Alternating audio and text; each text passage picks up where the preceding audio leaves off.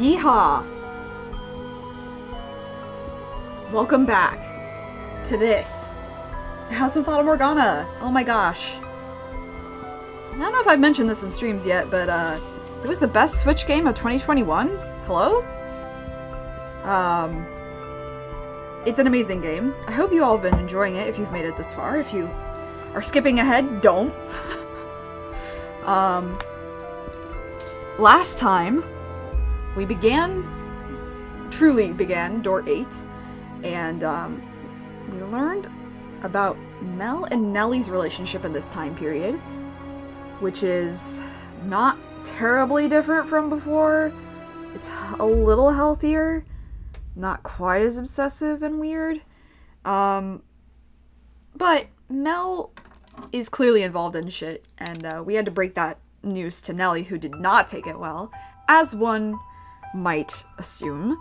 However, we convinced Mel to tell Nellie and us the truth of why he's involved in capturing Morgana in the first place, because Morgana was just offering her blood as much as Nellie needed. So what the heck? Trigger warnings in this chapter. Again, anything that was contained in door 6, Morgana's story. And, so like blood is a big one. Blood's a big one.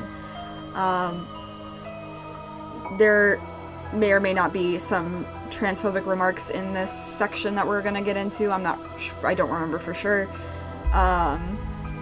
But we're past the very worst of it. As far as like horrible shit goes, we just haven't gotten to the crux of the emotional shit yet, and I think that's how a story should be. So, yeah. Let's just get into this, eh? Mel says, One of those draining days, someone knocked on the door. I hadn't asked Morgana to come down that day, so I wasn't sure who it could be. Nellie was asleep in her bed, so I quietly rose from my seat and made my way to the door, trying not to wake her. Who is it? Hello? Who's there? I had an inkling of suspicion, but having been raised in such a sheltered environment, I didn't understand exactly how dangerous it was to thoughtlessly open the door to anyone who came knocking.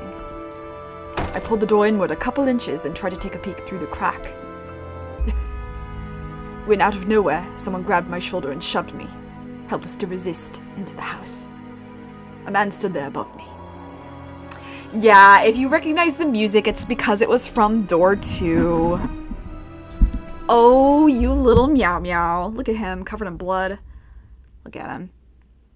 One thing I would like to note that I will come back to is his sword looks a little different. Looks a little less Japanese. Let's put it that way. What do you think you're doing? What do you want from me? I don't have anything valuable. I'm just a regular old peasant. I am not here to rob you. What? You're in contact with the witch, are you not? Huh? Sorry, I almost made you British, Yukimasa. That's an insult, eh? The girl who lives by the lake calls herself a witch. Witch? I don't know any witch. The only one who lives there is a saint. A saint? I was told she was a witch. But regardless, there's a girl who lives there with miracle blood. No? Looks like I've got the right person.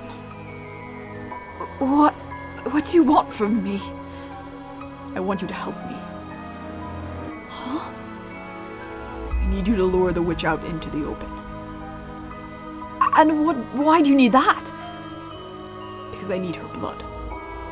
I need to get my hands on the witch's miracle blood. Then go ask her for it yourself. Why should I have to help you? She won't open the door for me. But I've seen you talking to her. You seem to be quite friendly with the witch. I don't know, Yukimasa, maybe you could reflect on your own actions as to why she's not opening the fucking door for you. Get a load of this guy.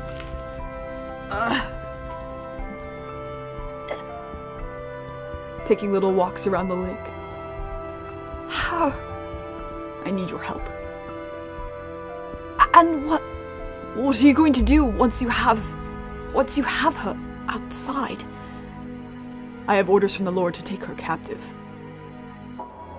The Lord? Why would he? That is none of your concern. You expect me to buy that? All I need from you is to get the witch out of that house. Why would I? She doesn't trust me. I could always force my way in, but there's a chance something might go wrong, and I can't risk that. If she hears your voice, she'll open the door, yes? The witch trusts you, unlike me. With your help, there's no risk of anything going wrong. You barge in here and tell me you want to capture her, and you think I'm just going to agree to help? Like hell I will! Oh, don't worry. You'll get your share. You need the witch's blood too, right? I don't care about getting a share! You're asking me to deceive her! I don't care what you think she is, she hasn't done anything wrong! So no, I won't help you capture her! You leave me no choice then. He approached the bed where Nellie slept, drawing his sword and pressing the tip against her throat. It happened so quickly and without any warning my mind couldn't keep up. I stood there, mouth half open like an idiot. That's like your default state now. I love you, but you're stupid. If I were courageous, if I were gallant and brave, then maybe I would have grabbed him, pulled him away from Nellie. But my legs seemed to be severed from my mind. They were frozen to the floor like two useless rocks. You have two options. Either you say no and protect the witch, get away, or you help me capture her. Get away from her, right now. And if you choose the witch, I kill the girl. Get away! Make your decision. Get away from her! You have until the count of 10. If you don't choose, I kill the girl. 10, 9, 8, 7, 6, 5. Okay, I'll do it. I'll help you, so get your sword out of her face. Don't kill her. I thought you'd hold out until the last second. Well, what are you waiting for? Let's get going. Oh, sorry, I made you British again. I'm really sorry, Yuki Mouse. I'm really sorry, honey. What are you waiting for? Let's get going. Get moving. You pitiful little boy. I felt like jumping into a lake. I couldn't make sense of how I had ended up in such a position. Just a few months earlier, I'd been living back at my family's estate, hardly a worry in the world. Nellie had been healthy and happy. It hadn't been exciting, no, but I had figured that was how things would always be. Then one day I would fall for some noble girl, Nellie would get jealous, and I would have to spend several days, or even weeks, pacifying her. Everyone would be happy, a life free of troubles. Because that was normal, and I was normal. So what was I doing living in some tiny cottage so far from home, feeding my sick sister miracle blood? What was I doing walking beside this barbarian?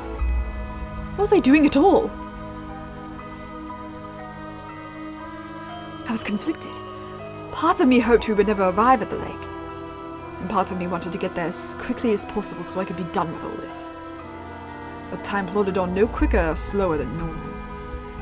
And we arrived at Morgana's door in short order, irrespective of my own selfish hopes.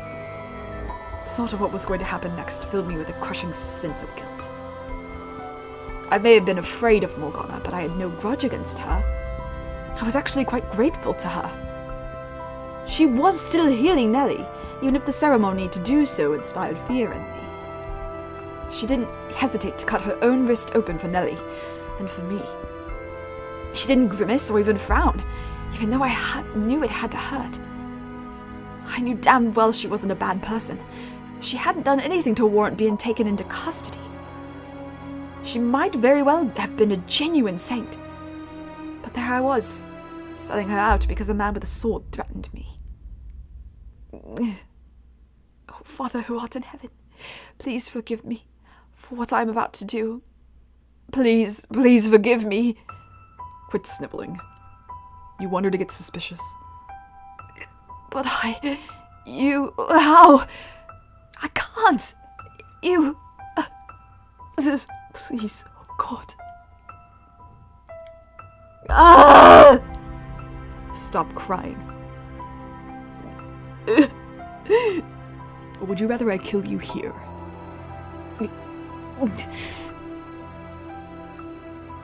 Just close your eyes.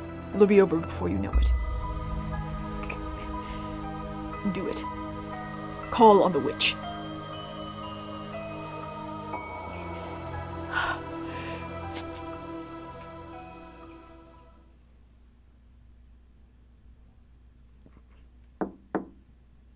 Who's there? It's me. I'm not here about Nellie today. I'm sorry for being so distant lately. I want to talk things over. I thought I'd heard a faint gasp behind the door, and then she responded. I want to talk to you, too. Why? Why did she have to want to talk now?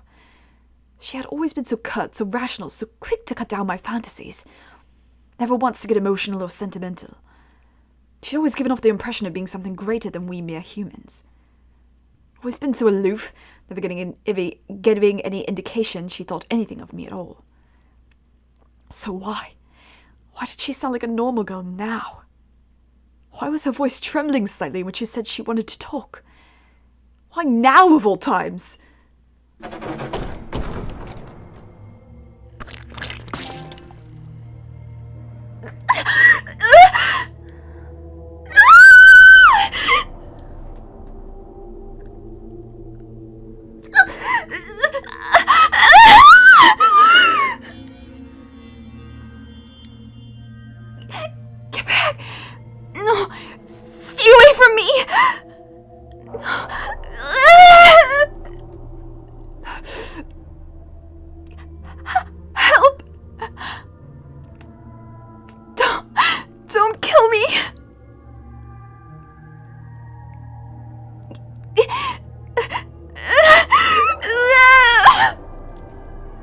Take it. What?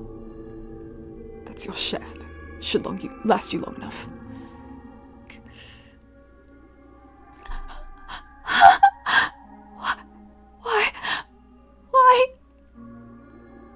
Why did you take my arm?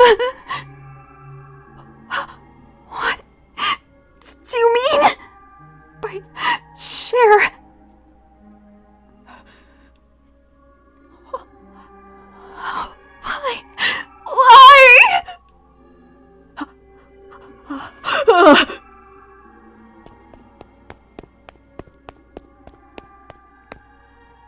It all happened in less than a minute.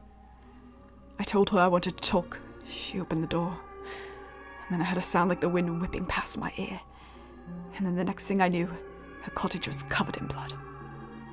Never once did I expect anything to happen how it did. When he'd said he wanted to capture her, I took it to mean exactly that. I hadn't thought he would turn brutal. That he would do something so horrific.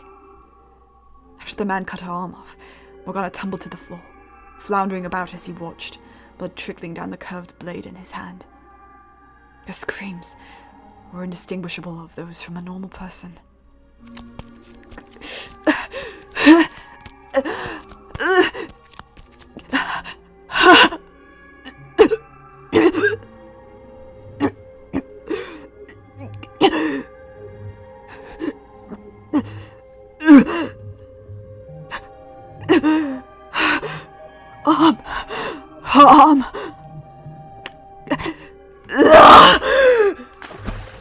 Kneeling in the grass at the lake shore, I vomited and I vomited and I vomited.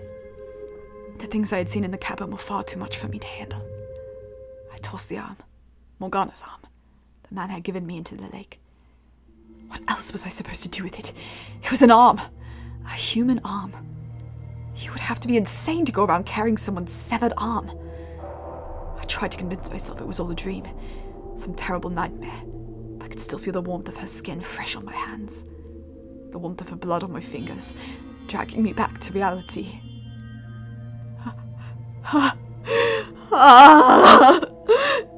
My mind couldn't keep up with the flood of thoughts and emotions and images. I wanted to close my eyes, but I was too afraid I would find the bloodbath in the cottage on the back of my eyelids, which left me with nothing to do but wail. I was horrified at what I had done. I knew that I was the one who had set it all in motion. If I had kept quiet, Morgana wouldn't have cut her arm off. But I didn't want to admit it was my fault. I didn't want to accept that I had caused it. I did nothing wrong. It's not my fault. He threatened me. So it's not my fault. I had no choice. I didn't do anything. I frantically scrubbed my blood-soaked clothes in the lake. As I watched the red clouds spread, I knew I was defiling something pure and beautiful, but my awareness of that fact was slowly dissipating like the blood through the clear water. By the time I had gotten all the blood off my clothes, the sun was beginning to set. I came back to my senses at the sound of a bird chirping, and quickly recalled that I had left Nellie alone at the house. My legs were shaking, and I could barely keep myself upright, but remembering her gave me enough motivation to drag myself back home.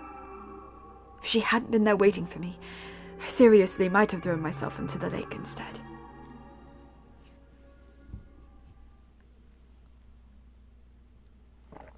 Real fast, gonna just switcheroo my controllers because this one's dying, so ignore this.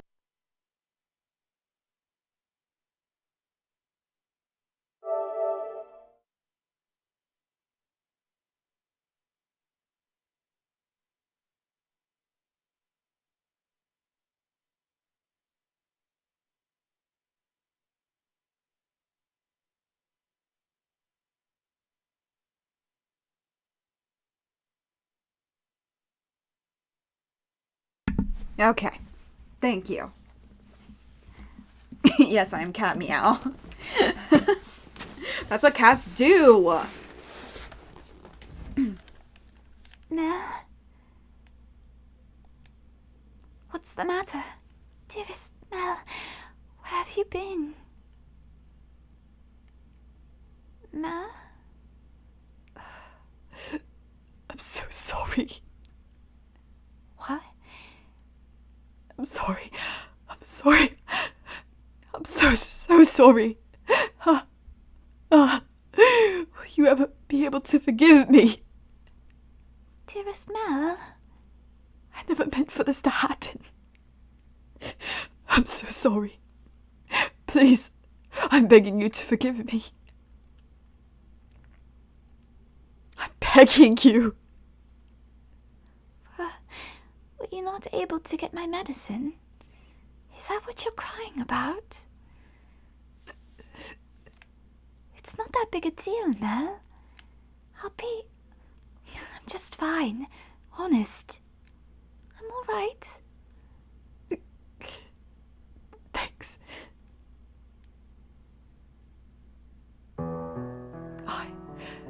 I wanted to forget everything. I wanted to forget about my involvement, about the horrible things I caused to happen. But whenever I lay down to go to sleep, I heard her screams, Morgana's animalistic howls. I saw her cottage, blood spattered everywhere. I felt her severed arm still warm in my hands. From that day on, the sleep I got was hardly restful.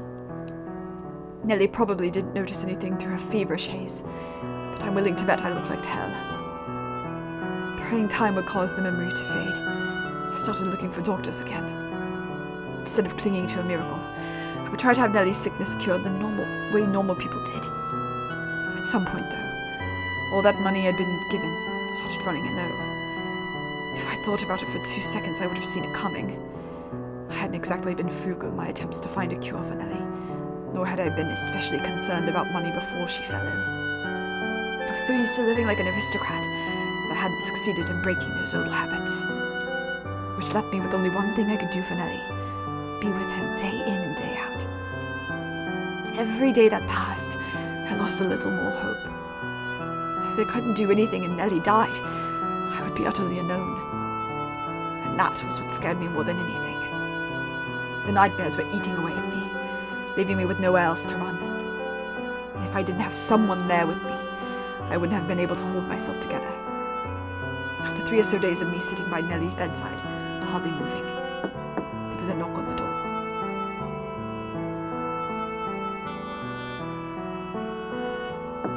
Who's there? Who is it? Open the door. Unless you want me to kick it down. My suspicion was correct. I couldn't think of anyone else who would come to visit. But what I didn't know was why he had come back. I don't want anything to do with you anymore.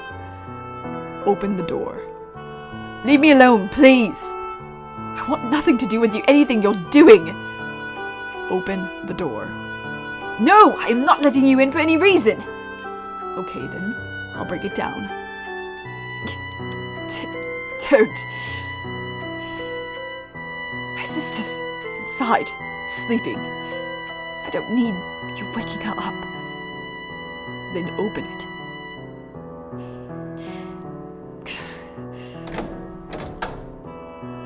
What do you need? I did everything you asked me to already. What happened to the witch's arm? I threw it. I threw it away. Man, what the fuck? I gave you that. You really think I was going to keep that? A person's arm? Well, what's going on? Do we have a visitor? Nellie. I should get them something to drink. Don't worry about it, Nellie. You get some sleep, all right? Can we go outside? I'd really rather not talk in here. Fine by me.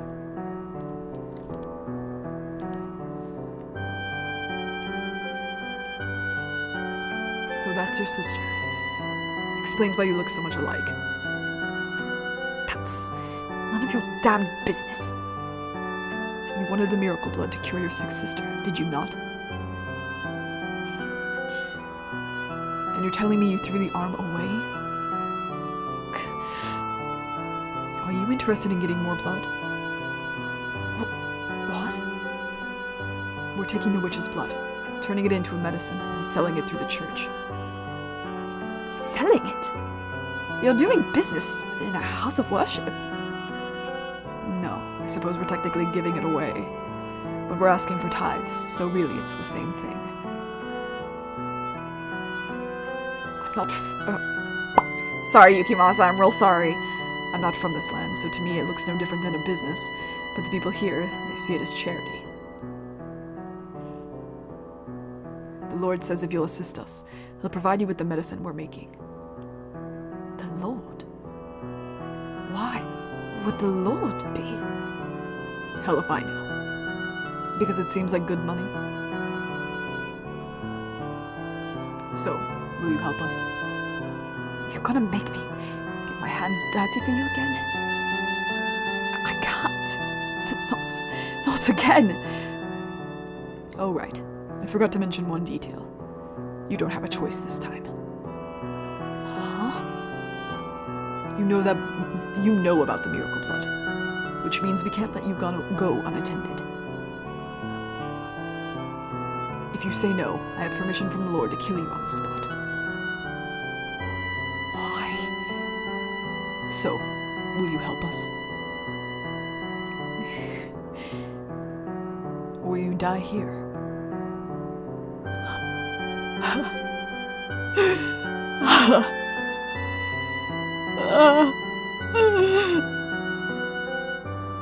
What was the right thing for me to do then?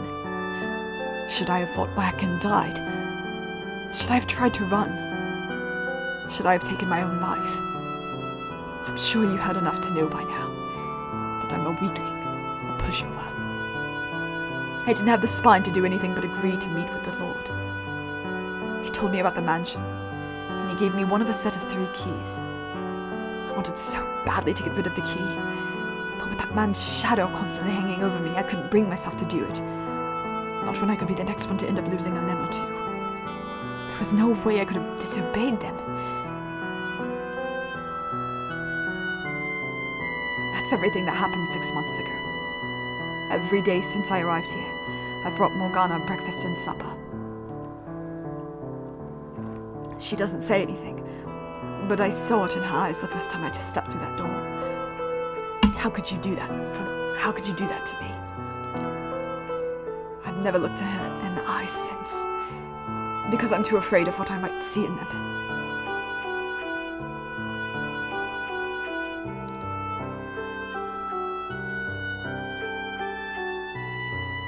And that is how I ended up here.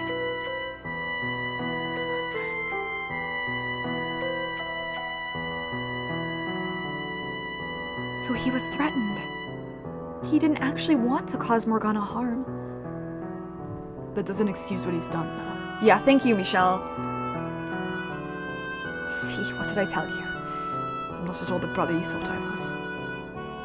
Mock me, ridicule me, call me worthless, a coward, a terrible person. Go on, what are you waiting for? But you were threatened, Mel. He said he would hurt me, hurt you. That's the only reason you went along with him. You didn't do anything wrong, dearest Mel. Okay, well.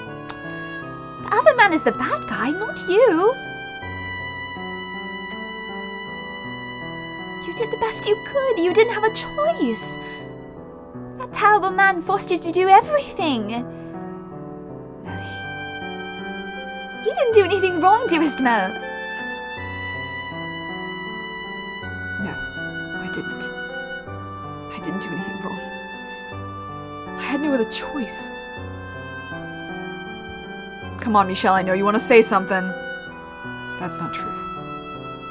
All you're doing is closing your eyes. Oh. You mustn't coddle yourself. What was I supposed to do then? Don't be mean to my Mel. Did you really do the best you could? Did you even once try to do something about the situation, as hopeless as it may have seemed?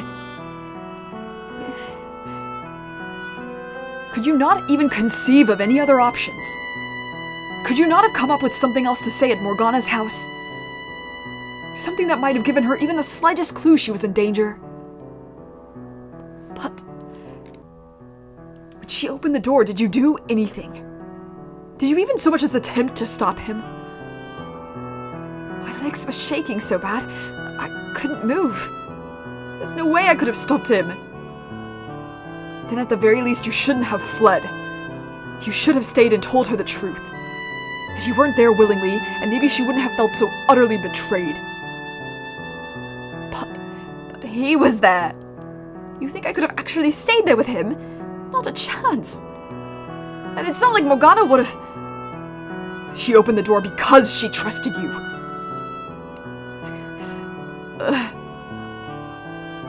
She isn't the easiest person to read. But she was opening up to you. What did you do with that trust?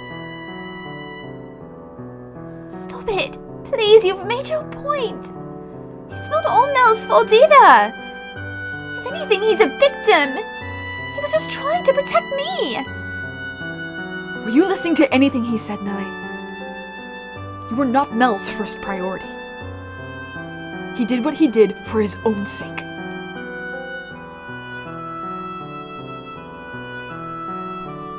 Well, what did you expect me to do? Pull courage I don't have out of thin air? What's so wrong with self-preservation? There was nothing I could have done to stop him. I'd love to see you try and do any better. Then maybe you'll understand how scared I was, how little I could have done. must be nice to be an outsider, to talk about my experiences like know anything, analyze my decisions, go on about what I should have done.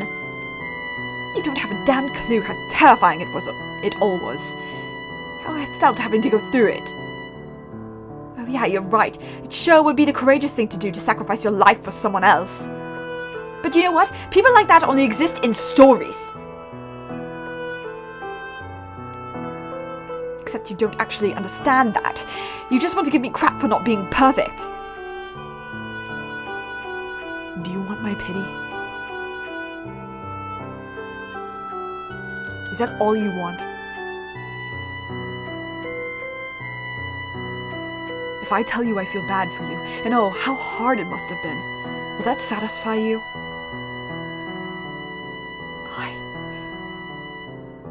Do you not want to know what you can do now? What's even left to do? Nothing I do is going to make a situation any better. It won't make her arm come back. All is not yet lost. Open your eyes. Take a good long look inside yourself.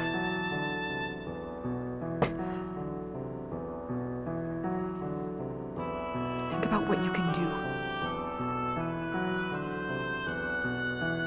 Stop sitting on your hands, telling yourself it's too late. There's still time to make a difference. You just have to commit to act. I don't think you're an especially bad or cowardly person. I think you're an ordinary young man. It might sound like I'm telling you to do the impossible. But soon, the time will come when you must make your choice. When you must stand up and take some responsibility for what you've done. No one's childhood lasts forever. The good days are long behind you before you even realize they've passed. When faced with the consequences of your actions, you should not have turned and run, but held yourself accountable. It is perhaps a disproportionately large burden for you to bear, but it's fast approaching, and you need to make a decision. Find your courage. Set Morgana free. Mel. Mel. But even if I open the door for her, it's too little too late. She'll never forgive me after.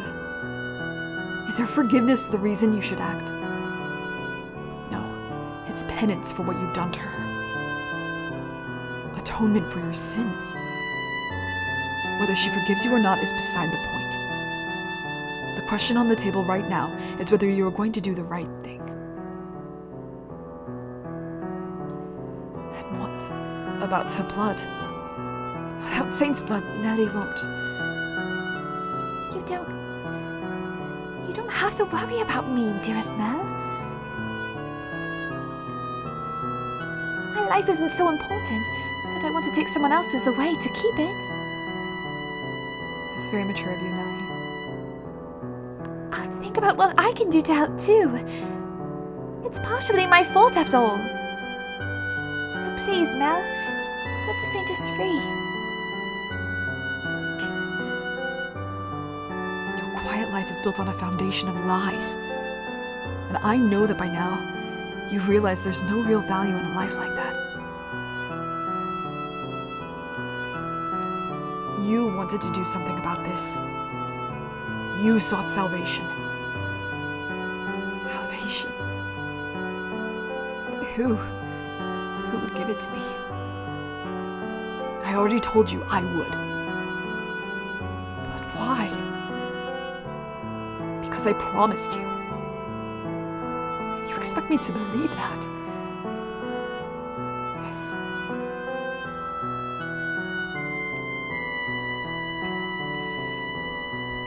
If you choose to sit here and wallow in your regret, there's no going back. Now is your only chance to make a change.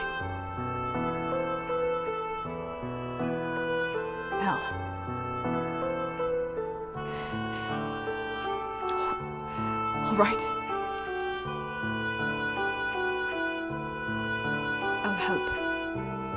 I'll help you set her free. Dearest Mel. I knew all along that was what I needed to do. But I could never bring myself to act on it. There was no way I could accomplish anything alone. I'm basically helpless on my own. Everything about this is so completely outside anything I've ever had to deal with before. So I had no way of having any idea what I was supposed to do about it.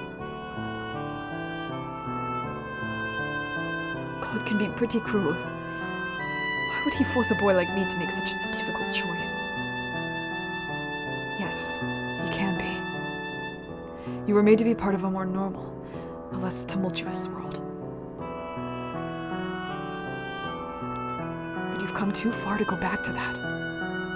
So the least you can do is change the world you're in now. Yeah. I doubt I need to remind you, but you know you can't get in with only my key. You need all three, and the other two. They don't feel an ounce of remorse. Taking their keys won't be easy. Easy or not, we have to get them. And I'm sure there's a way. There must be. Just so we're clear, you're not going to overpower them. The guy with the sword's much stronger than you, and he knows how to use the blade. And he's the Lord's bodyguard, so you're not getting anywhere near the Lord either. Even the two of us together wouldn't stand a chance against him. You seem pretty weak from the looks of you. Who knows, maybe I am stronger than you. God, I really do want to hit this boy. Deep breaths, Michelle. Deep breaths.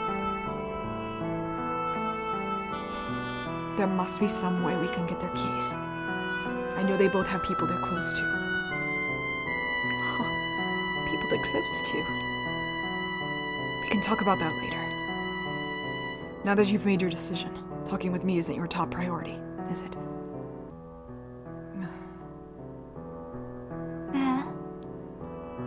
Nay. I'm sorry for involving you in all this. And I'm really sorry for being, well, what I am. I'm no prince, that's for sure. You always were my prince, though, dearest Mel. You did your best to be the brother I wanted you to be. Honestly, I adored the way you fawned over me. All that affection just felt so good. What? It made me feel like I was special, important. Having someone to care for, to pamper, it was empowering. That's the kind of guy your brother is. If someone else, some other girl were ever to show up and call me her prince, say she loved me, I would probably try and act like a prince for her too. Why would you say that? Because all this, it's been so hard on me, such a huge weight on my shoulders, that every so often I would think, just how much easier would it be if I could get rid of her? If Morgana was just a regular girl, not a saint or a witch in it, any of that. Just a pretty girl about my age, she might have been the one getting all my attention, instead of you. Except she's ugly. Is basically what he's saying. Fuck you, Mel. Morgana's beautiful. Eat my ass. That's who I am. That's not you, dearest Mel. You're just beating yourself up. Maybe you would have chosen her over me, but that wouldn't make you any less of a kind man. How can you say that, after everything I've just told you? Because, Mel, Tell me how despicable I am, Nellie. I'm not the brother you once adored anymore, am I? You're not what I thought you were. But you're still my one and only brother. That will never change, no matter what kind of person you become. Oh man, sorry, I'm having a moment. I do love my brothers. Not like Nellie loves Mel, but I love my brothers very much. And even when they are shitty. That's my brother. So it's hard. It's harder, honestly, to push away my brother than my parents. I don't know if anybody else can relate to that feeling, but it's hard. It was wrong of me to try to make you into my prince, Mel. I should have done my job as your one and only sister in the whole wide world, but not to help you as much as you helped me. I kept pushing my fairy tale fantasies onto you. And you did your best to live up to them, and I ended up forcing you to pretend to be someone you're not. That's not true, Nellie. I enjoyed feeling idolized. But you knew it couldn't last forever, didn't you? I should have been beside you, not looking up at you. I let you coddle me. I let myself indulge in your love. I thought everything would be alright as long as you kept telling me how adorable I was. But they were like magic words to me. I kept my eyes shut.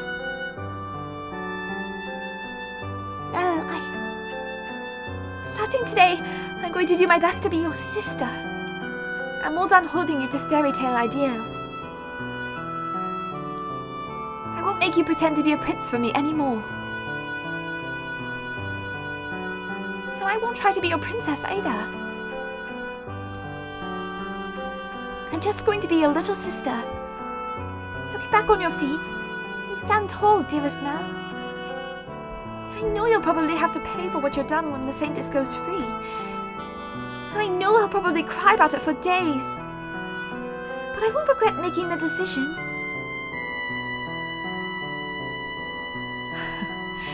Well, I don't know what to say. I wasn't expecting you to handle this so maturely. You're putting your big brother to shame, Nellie. She really is.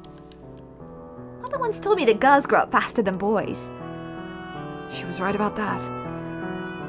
Thank you, Nellie, for accepting me, in spite of all the awful things I've done. And for having me as your brother. You're quite welcome, dearest Mel. We did it! 1 down, 2 to go. Well, it looks like that's one problem solved. They finally reached the point in their relationship where they belong. If she could have come to terms with herself sooner, come to an understanding with him, then maybe she could have reeled in her ideals before she lost control of them. Yeah, maybe. This Nellie and the other Nellie seem to be of the same essence. They both have a somewhat excessive love for their brothers. And that love expressed itself by transforming him into a prince. If she could have done the same thing then as she did here, then maybe their tragedy could have been avoided. This is before then, though. Since they were able to fix things up in this life, maybe it'll have a positive effect on their next life? This could change the future. They may share the same souls, but they lived in completely different times. Do you really think something like this could have any effect on the lives of people hundreds of years from now? There's no way to be certain, of course. But considering how tightly the two seem to be bound, I doubt it'll have no effect. I hope it has some effect. She said. I was there, in the mansion, as it all happened. And I just stood by and watched. I feel so guilty about that. If I had done something, then maybe it wouldn't have turned out like that. I hate what I was then. I was until just recently. From the memories left imprinted throughout the mansion, I showed you bits and pieces of their lives. And as I told you their tale, the only thing I contributed was disparaging commentary. But you were very funny. You were very funny. I don't feel like you were that critical of them. I absolutely was. I talked about them like they were somehow beneath me. Yes, you did occasionally offer an opinion on someone or something you showed me beyond the doors. But the fact that you were mostly detached from the events there is what allowed me to get to the core of their characters.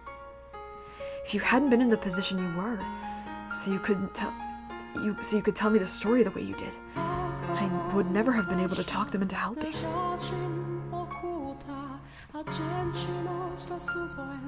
You contributed more than criticism. Your words weren't for nothing. They made this possible. It makes me feel a lot better hearing that from you.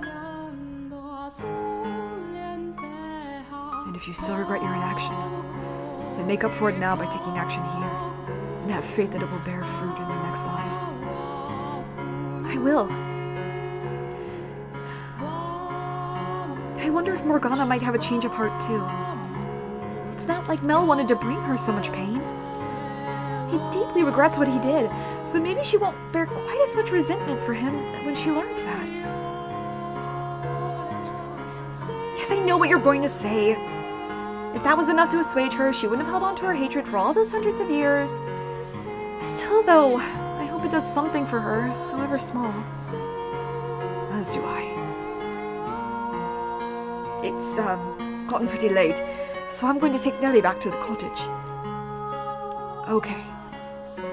If you have some secret plan to get the other 2 keys, could you fill me in on it tomorrow? Sure. Also, I could get you another room if you wanted. This one isn't the nicest. No, it's fine. I've come to realize I'm more at home in less comfortable environments. Michelle... Am I just imagining it, or was that as depressing as it sounded? That's not quite what I was going for. Well, anyway, if you're fine with it, suit yourself. I say, I've got one huge lingering question, if you wouldn't mind enlightening me. Yes? Why would you go to such lengths for me? You seem to know Morgana, so I understand why you would be fighting for her. But me? I had a part in putting her in that tower. You have every reason to hate me. So why would you want to help me? If this was all it took for me to hate someone, I would curse every last man and woman in the world. I bear no animosity for you. And even if I did, you've committed to taking action. That doesn't explain why you were so concerned about us.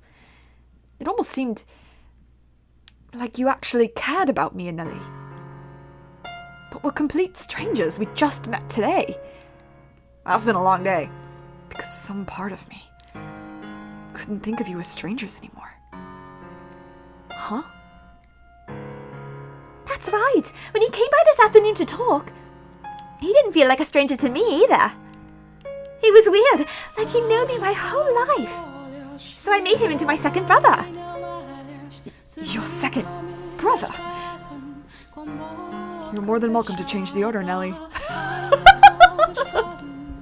Make him number 2 and me number 1. I wish I could join in and be big sister number 1. I have to think about it. After all that, you might be number 1 material. Whoa, why is that even up for consideration? I'm just kidding, dearest Mel. Oh. I'm still kind of confused, but anyway, glad someone like you showed up. I've actually been praying every night for God to send someone who can get me out of this. I really am useless all on my own. Constantly looking for someone to help me, unable to do anything by myself. And trust me, I realize how pathetic that is. And now you must have had a pretty good life to be able to be so proactive in the face of adversity. I bet you had everyone's respect, helped people in need, had plenty of friends who had your back, and weren't tossed out by your family like I was. You must have been incredibly blessed. I'm jealous, really. You shouldn't be. Sorry, that came out of nowhere, I know. Well, I should be going. See you tomorrow. Good night, Michelle, brother number 2. Good night.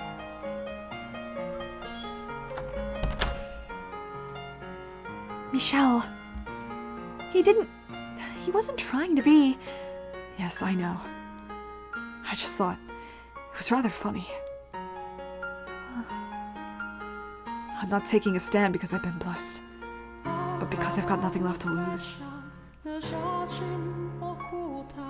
I fight for Morgana because I understand what it's like to be tortured day after day, having experienced the loss of my siblings. I didn't want the two of them to go through the same thing. If anything, it's those who have lost the most that are most likely to take action. I'm not sure if you realize it or not, Michelle. But you've gotten to be a great deal more expressive since arriving in this era. I can't see your face, but I can hear it in your voice, and I can feel it in your presence. So I'm sure it's showing there too. Making all sorts of faces I've never seen before. Some of the things you've lost, you seem to be getting back. So you can't say you've got nothing left to lose anymore. Sorry. Promise me you'll let me see all these new faces for myself someday. I will. I promise. If we can manage to destroy the mansion, that should release you from its darkness and allow us to see each other once again. I trust you. I have faith we can do this. Wait, but with the mansion's destruction, both our souls should be returned to their rightful places, which would mean erased from existence.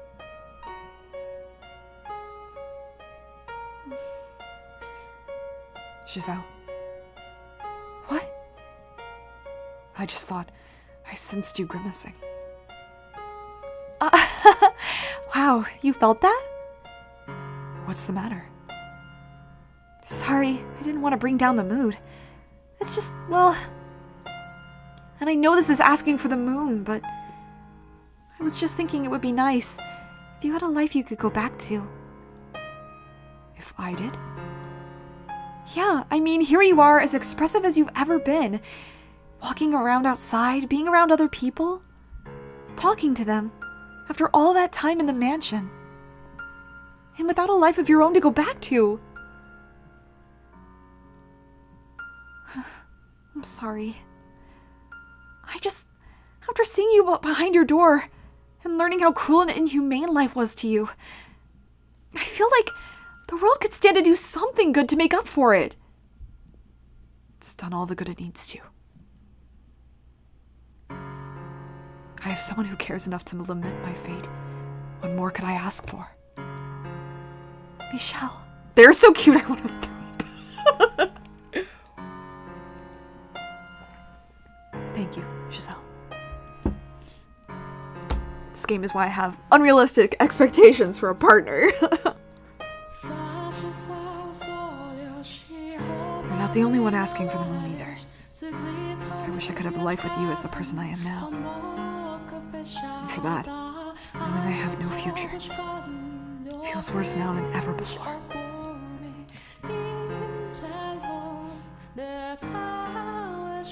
Mel assuming that Michelle came from an ideal background is really interesting because it ties into the way he can't accept fault for his own actions. Yeah, that's actually a really good point. He's like, oh, well, it's how I was brought up. I got kicked out of my family. Yeah, okay, no, you suck. Shut up. Alrighty, that's enough moping around for one night. We should start planning for tomorrow. Things are definitely looking up. It only took one day to get Mel on our side. So let's keep it up and win over the other two. I would certainly like to, yes. Psh, where'd all that confidence go? The other two won't be nearly as easy to convince as Mel. I'm not even sure if we'll be able to talk them into helping. We do have a pretty good idea who the swordsman's in this for, though. The nun. So maybe we can get him to him through her, like we did today with Nellie and Mel. Maybe. Alright, then we'll start by approaching her tomorrow. Sounds like a plan. The Lord, though. Him, I'm not so sure about. I'm assuming he's from behind the third door. But we didn't run into anyone he was close with today. And in Morgana's telling of the events of the Harvest Festival, she only mentioned 5 people. Let's see. The Lord, the swordsman, Mel, Nellie, and the nun? There's one person unaccounted for. We just haven't run into them yet, that's all. If he's the man from the third door, I can't imagine she won't be here, too. Who's losing their confidence now? In any event, tomorrow we talk to the nun. I only hope it goes as well as it did today. You've got me. You don't have anything to worry about. Or all the things considered, you might not even need me. No, I wouldn't say that. You handled Mel pretty amazingly, though. I'm not going to lie, my heart was pounding the whole time. I was afraid you were going to slip up and say something boneheaded. But you managed to keep it together, and I didn't have to come to the rescue.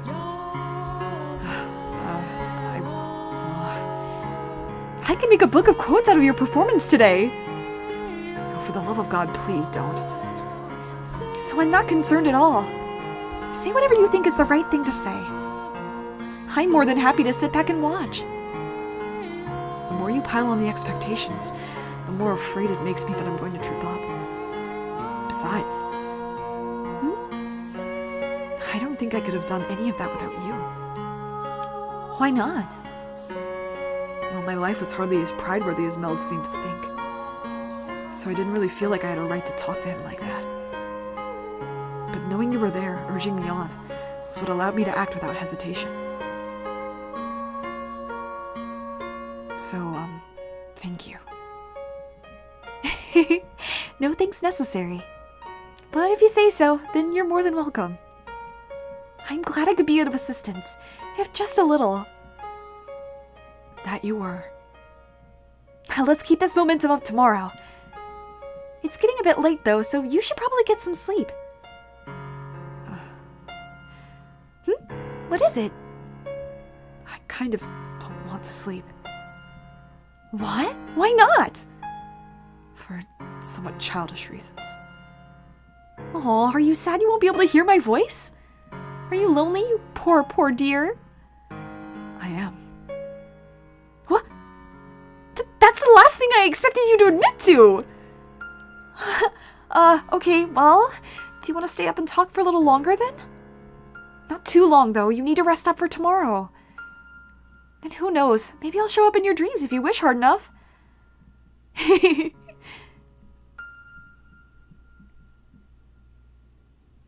fact that I'm able to talk with Giselle right now is a miracle and a blessing. So is it avarice for me to yearn for more, knowing I've already been granted such a great bounty? I want to see her face as much as she wants to see mine. She's infinitely more expressive than me, and I want a good long look at it, those many expressions up close. I want more than her voice. I want her whole body. I want to feel her warmth. In this era, I have all 5 of my senses in full working order, as I did when I was alive. Giselle, though, she doesn't. She remains dead. As lively as she may be now, that's the one thing she did not get back. I truly wish she could be here too.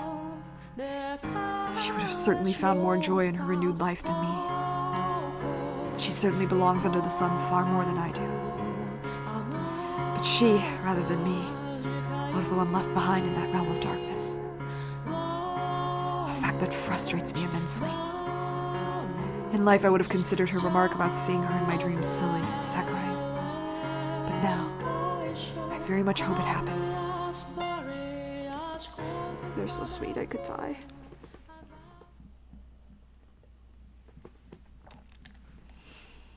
Oh man. Running out of time, yo. Where's my allergy meds? I can feel my nose clogging. I hate it here.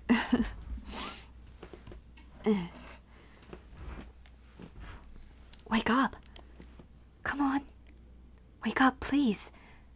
Come on, up with you.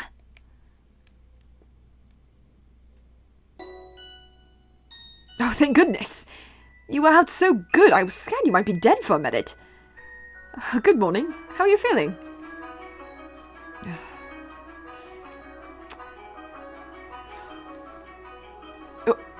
Huh? Why are you looking at me like I just kicked your cat? It's incredible how much more pleasant it is to be woken up by a woman than a boy. That's the thanks I get for waking you up. Or did I interrupt a nice dream? I did, didn't I? And it was a dirty dream too, I bet. You definitely seem like a mind-in-the-gutter kind of guy. I will murder you.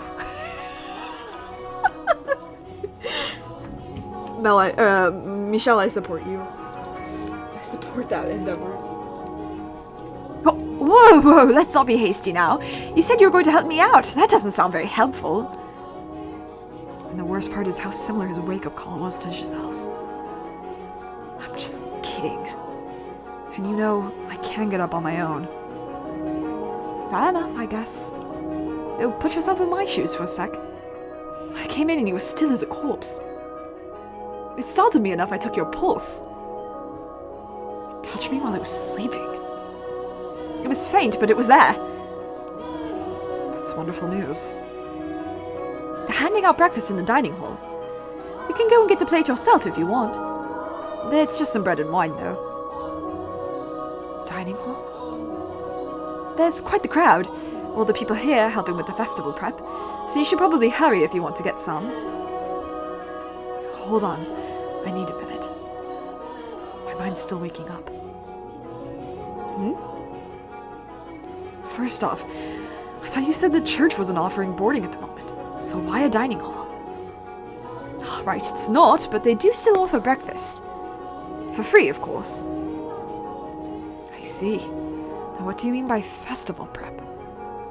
As I mentioned yesterday, the heart of the Harvest Festival is here at the church, but it's a city-wide event. There are all sorts of supplies that need to be purchased, decorations made and put up, that sort of thing. So we've got volunteers from the city here to help. I see. I believe today they're supposed to be putting up decorations outside the chapel, so the courtyard should be a bustle. The courtyard? Ah, yeah, less court, more yard, really. We passed through it on our way here yesterday. Oh, right. I think I know what you're referring to.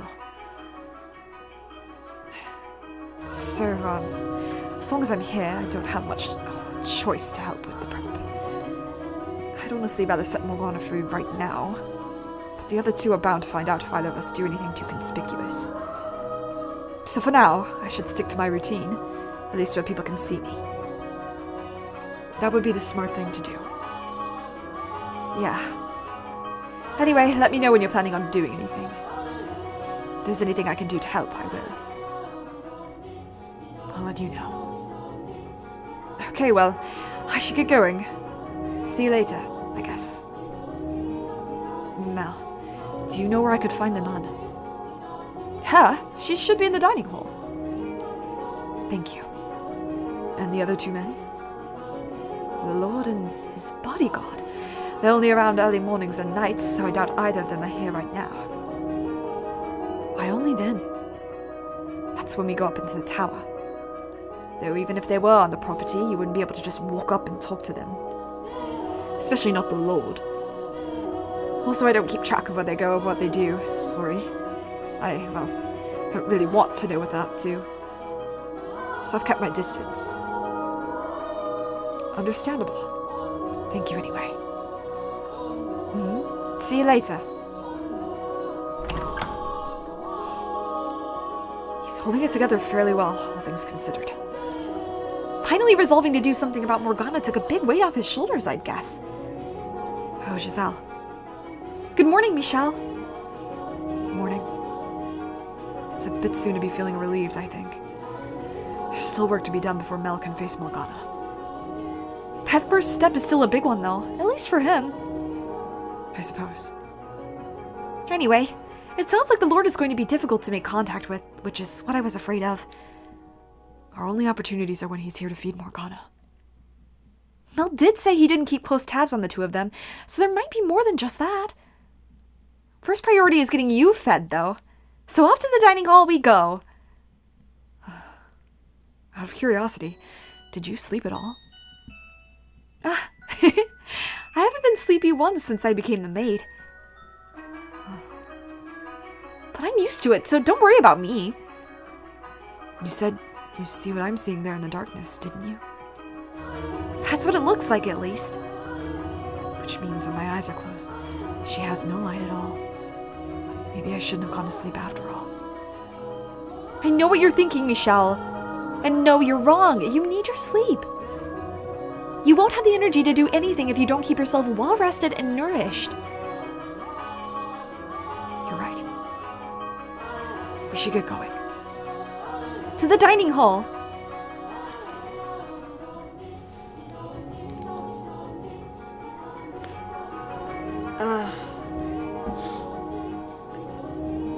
My one nostril is just stopped up.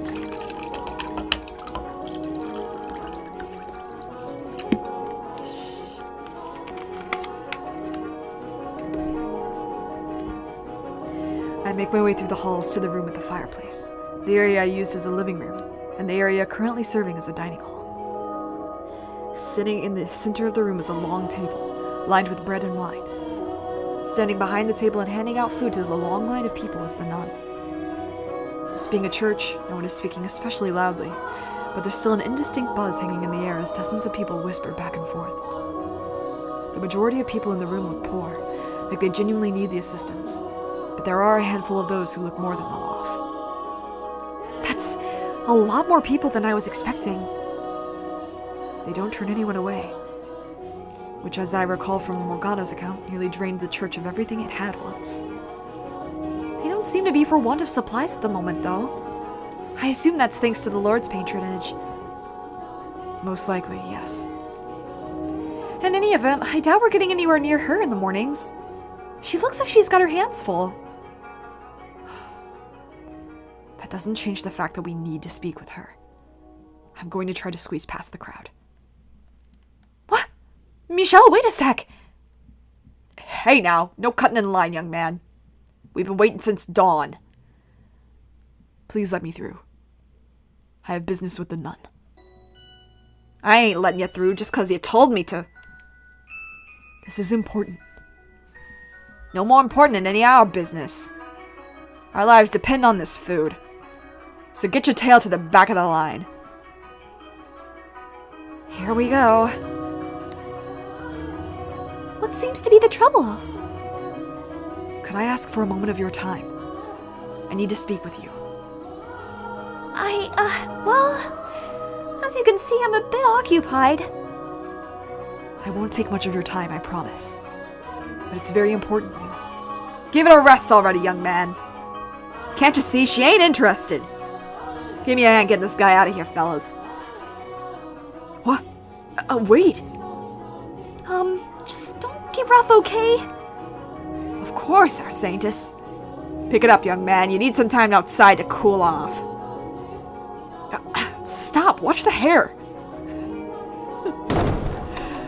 Oh, Michelle. That went extraordinarily well. You know, Michelle, sometimes I can't decide whether you're calculated or reckless. And now I realize I never got that bread. We should wait and try to talk to the nun when she's not so busy. She has to have some free time during the day. You're right. What do you say we take a look around the mansion while we're waiting? Who knows? Maybe we'll run into someone else. All right. Don't let it get to you. As Mel had said it would be, the mansion was packed compared to yesterday, and most everyone I saw appeared to be excited for the upcoming harvest festival. A number of them even greeted me as we passed in the halls. They were so nonchalant about it, I wasn't quite sure how to react. I was amazed that anyone, let alone multiple people, would treat me so normally, considering how far from normal I looked. There were a few surprised looks, of course, but no one called me a demon or an angel based solely on my appearance. Perhaps they were just used to seeing people of all colors around the city, so they had an easier time accepting the way I looked. No matter what the reason, though, it was quite nice being treated normal.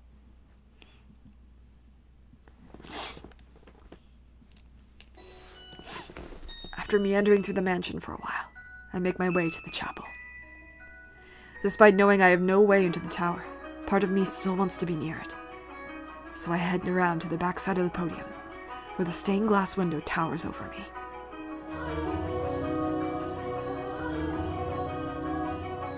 It's the same as I remember. I've always loved this window. It makes me feel like I've got an angel watching over me. Had I been given a different name, maybe I would feel the same. That said, I don't dislike it as much as I used to. I'm glad to hear it.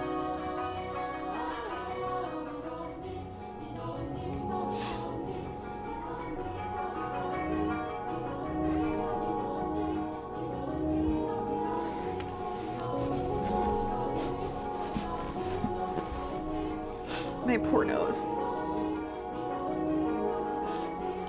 Off to the side, at the very back of the room, is the door leading to the observation tower. It's chained shut, and that's no surprise. The lock is the same one I saw back in the mansion, but the chains are just regular chains. They're not glowing with that awful black light. They're simply dull and gray. If only I had an axe, then we can just chop the door right down. I don't think an axe would help. If it were wood, maybe, but this is metal, and rather heavy at that. You never know. Hit it enough and anything will break eventually. We'd be in chains ourselves long before we made it through this door. What are you doing there?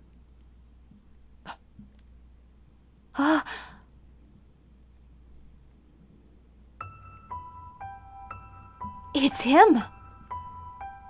I was under the impression you and the Lord were only around mornings and nights. Then why would you know that? Oops. Oh, Michelle. Who are you? He's getting suspicious, Michelle. I'll take care of it. I'm a friend of Mel's. A friend of his? Does that surprise you? Never once have I seen a friend of his before. He has plenty of friends, I'm sure. No one has had an opportunity to pay him a visit, that's all. Never mind the boy's social dealings. Was he the one who told you my schedule? That I work for the Lord? I've got to be careful about what I say here, or he's going to start getting suspicious of Mel. I asked him. Asked him what? I heard some talk around town saying the Lord was seen coming in and out of this estate on more than one occasion. Naturally, that caught my attention. A lowly peasant like myself almost never has the opportunity to cross paths with the Lord. So, hearing he was a regular visitor here, I was hoping to have the honor of catching a glance at him. When I asked Mel about the Lord, he mentioned he had a bodyguard, which got me wondering, what kind of person would someone so distinguished entrust his life to?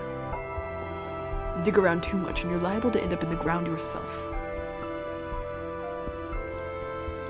Okay, we get it. So he told you I was the Lord's bodyguard. Was he not supposed to, for some reason? No. It's true, I am his bodyguard. The question is, how did you know it was me? It wasn't difficult. You do rather stand out from the crowd. From Mel's description, I was able to recognize you almost immediately. If our roles were reversed, you would similarly have little trouble in identifying me from a short description. The only thing distinct about me is my race. Where do you come from, if I may ask? Beyond the Silk Road. From the east, then? What country? Is that any of your concern? No, I'm just curious. Why is your hair white? Why are your eyes red? They're naturally that color. Is that so? Nature can be quite the ball and chain. Is it just me, or does it sound like he's sympathizing with you? It's hard to say. Honestly, I'm still having trouble reading him. Oh, Yukimasa.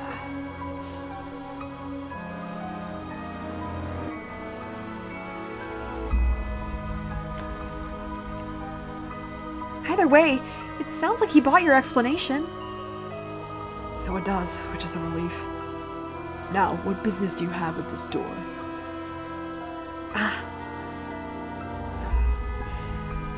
The door was not my objective. I came to look at the stained glass window. I happened to notice a door with an unusual lock off to the side, so I got curious and went to look at it up close. The area behind the pulpit is off limits. I was unaware. Maybe I'll have to put ropes up then. Why is it off limits, though? Is that any of your concern? No, but the way you're talking has piqued my curiosity. Do you not know how to keep your nose out of places it doesn't belong? Get out of here. And don't come back. As you wish. Hold on. Yes? Your name. Michelle. Michelle. Almost the same as the angel there. That would be because I was named after him. I see. What an unfortunate name. I despise angels.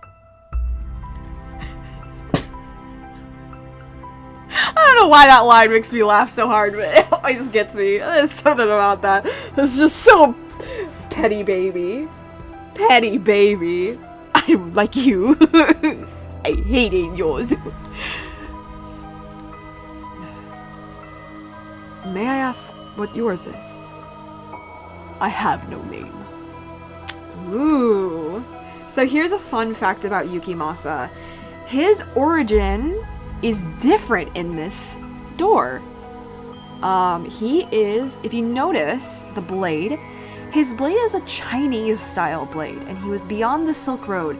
He most likely came from somewhere in eastern, like China, maybe Mongolia, maybe even the Korean Peninsula. We're not really sure, but that's a Chinese style blade, which makes sense from him coming from the Silk Road. So he's not Japanese, this door. Ergo, he is not Yukimasa, but he's Yukimasa. He's just Yukimasa. He's just Yukimasa. You don't have... What do you... No, never mind. Farewell.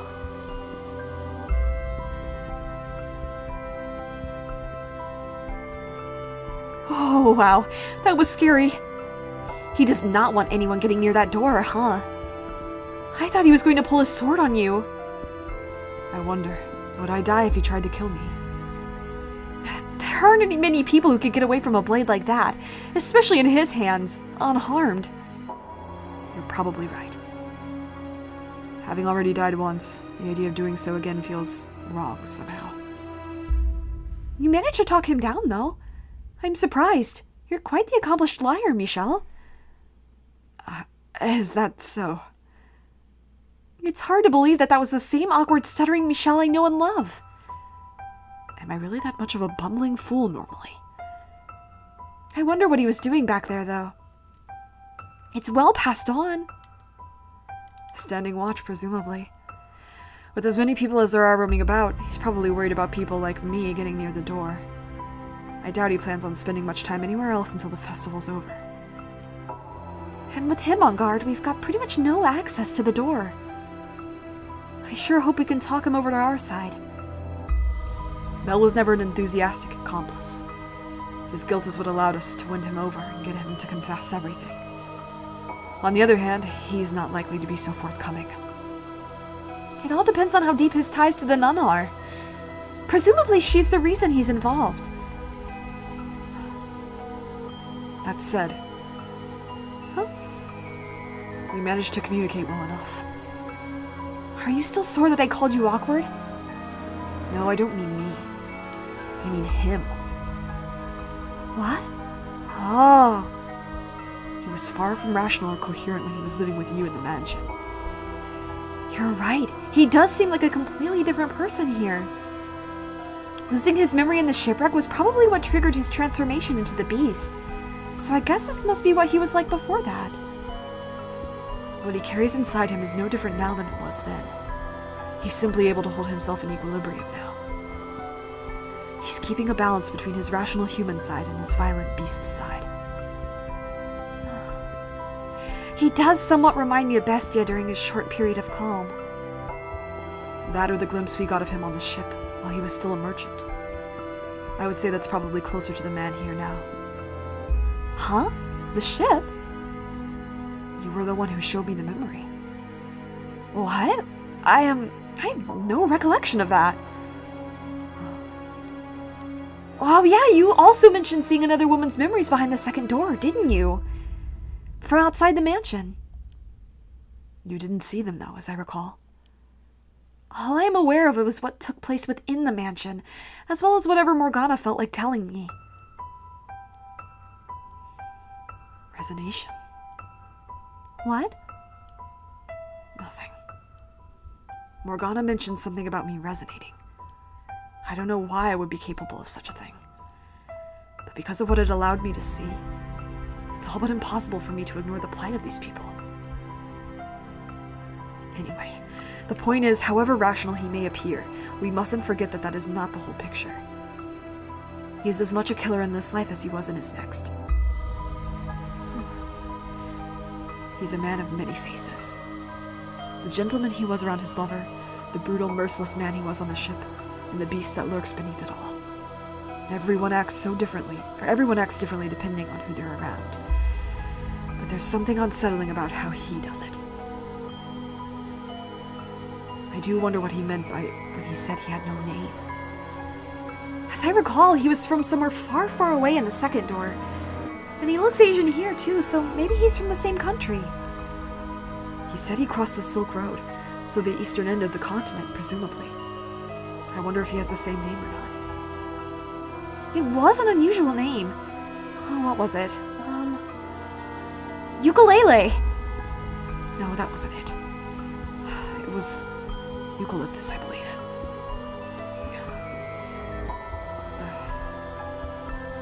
I get the feeling we're both wrong and that I'm farther off than her. It's not the kind of name we're used to hearing or saying.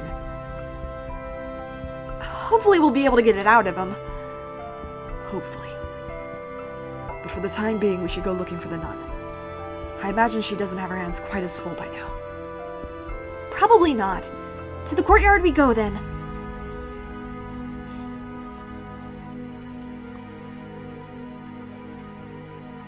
Wow, the crowd just keeps on growing.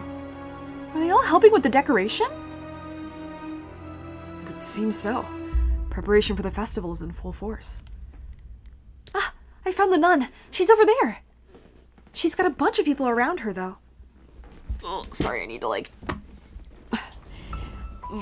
My chair is getting a little older, and, the cushion in the butt is not as comfortable as it used to be.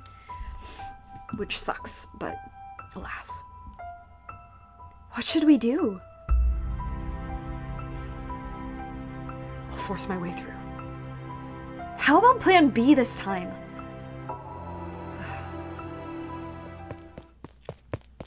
Michelle!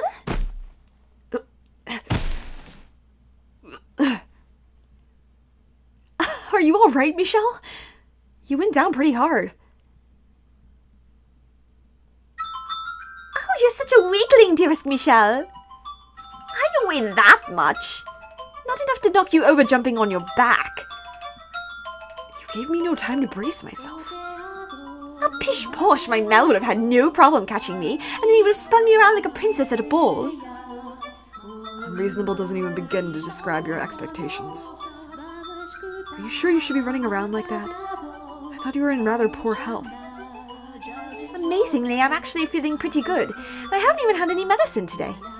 Maybe because I cleared things up with Mel yesterday? I cried my eyes out last night, but I feel better now. I'm glad to hear it. They do say health is as much mental as it is physical. So you might keep getting better if you stay positive. Just don't push yourself. I thank you for your concern, my dearest Michelle. She's taking quite a liking to you. How do you like that? It's nice, isn't it? I'm not sure how to react. Oh, just go along with it. You know you want to. I wish I could be there too. I want to pat that sweet little head of hers. What do you think she is, a cat? Now that she's opened up, though, I will admit she is rather sweet. Oh, there you are, Nelly. Don't run off like that, you scared me. It's not my fault you lost sight of me, dearest Mel. I'll try to keep a better eye on you. So you came to check out the courtyard, Michelle? You know, you really stand out from the crowd. You're so pale I could tell it was you from way off in the distance. I am well aware of how conspicuous I am. But everyone's acting so unconcerned.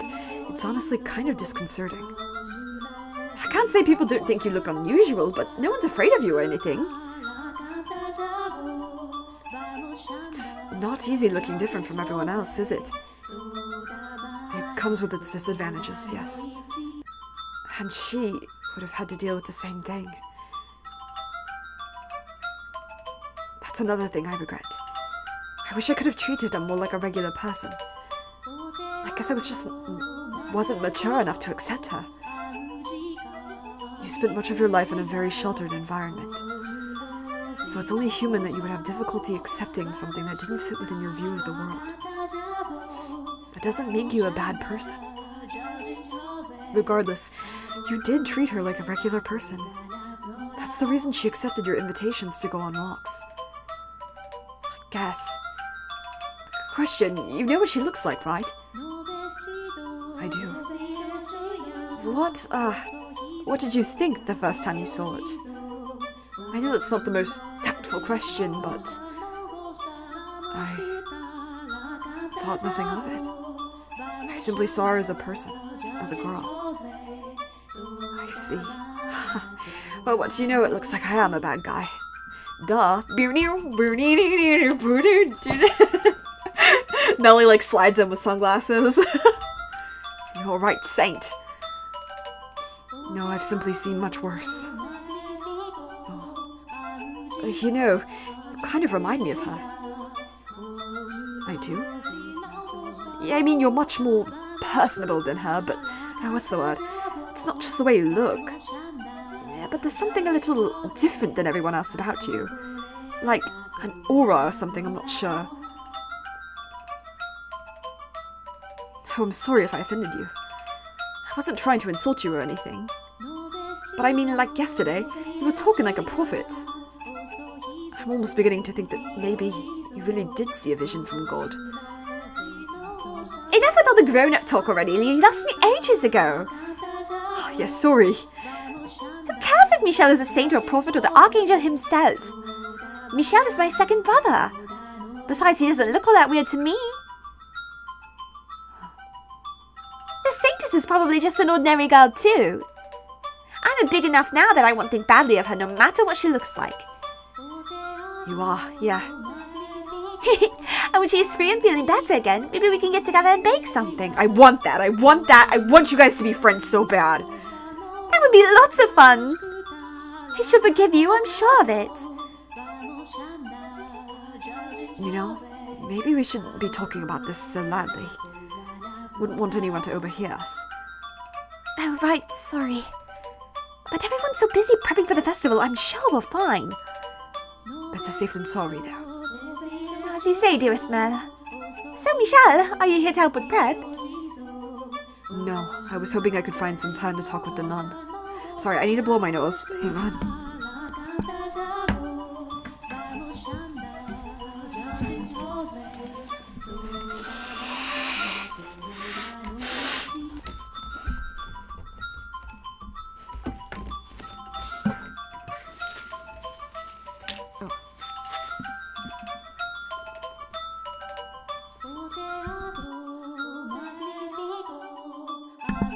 Oh no, I thought I had muted the mic. I'm so sorry if you heard that. let me mute it again.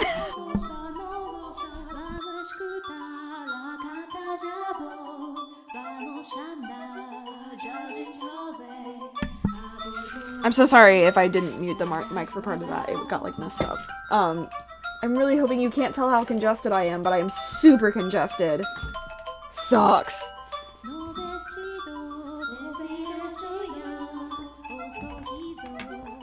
With all the people coming and going, she's going to have her hands full until the festival starts. Oh, that's unfortunate. Is it that important you talk with her? She may be able to give us information that it could assist in acquiring the second key. The second key? You're not saying she's involved too, are you? By my estimation, she doesn't know anything. She is, however, very much connected to the swordsman. Much like you acted to help your sister, I believe the nun is his driving force. Oh, are you serious? I find that hard to believe. I mean, she's such a loving, charitable woman. And he's, well, a savage brute. A murderer. It has to be her, though. Have you ever seen the two of them acting particularly close? Never. She's kind to everyone. Oh, I've seen them talking once or twice, sure. But she wasn't acting any differently than she does around anyone else. It certainly didn't seem like they had anything going on. Maybe they're hiding it? Surely there's something between them. I would certainly presume so. Nuns aren't allowed to be romantically involved, so they could be having secret trysts. A forbidden romance! How exciting! So you need to talk with her then, Michelle. Leave it to me. You can do it? Well, right now she's showing people how to make the decorations. Weaving straws into crowns and flowers and other things. I know how to make them too, so I can take her place with teaching for a little. I appreciate it, but if anyone should be offering to help, it's me. There's a bunch of them already done, like over there, hanging off the tree branches. Can you make those? They're very intricately designed. You'd have to be really good at weaving to make those, let alone teach other people how. You should take her up on her offer. You're right. Your assistance would be greatly appreciated. You got it. I'll let her know you want to talk, so just hold tight. And you, dearest Mel, are coming with me. You get to help make decorations. I'm no good at this stuff, though. Nope, I said you're coming, and that's all there is to it. With me as your teacher, you'll be a pro in no time. Yeah, all right, you win. Let's go.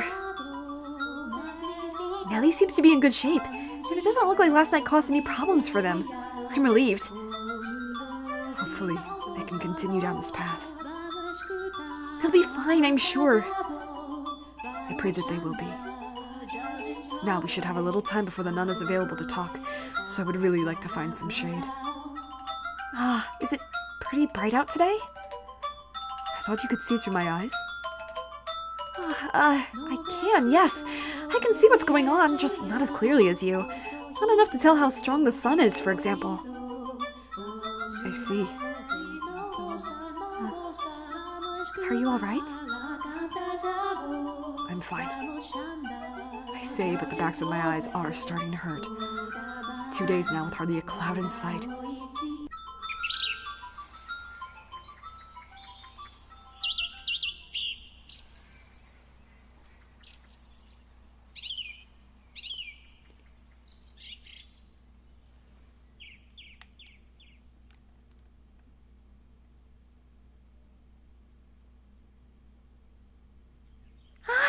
There you are.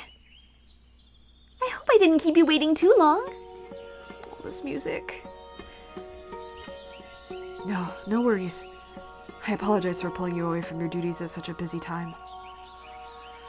After that little surprise this morning, I figured you must really have something you want to say.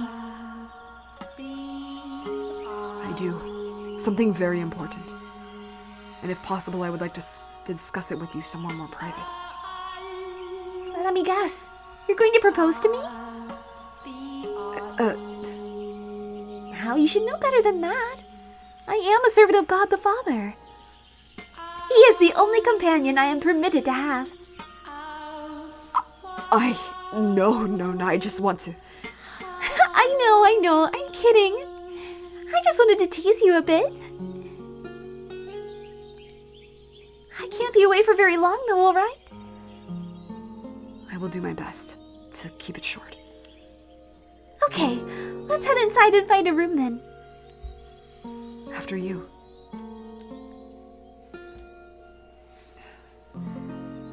May I ask you something, Giselle? Look at that face. What? Yes, what is it? Is there something about me that makes people want to tease me? No, not at all. What would ever give you that idea? If you say so.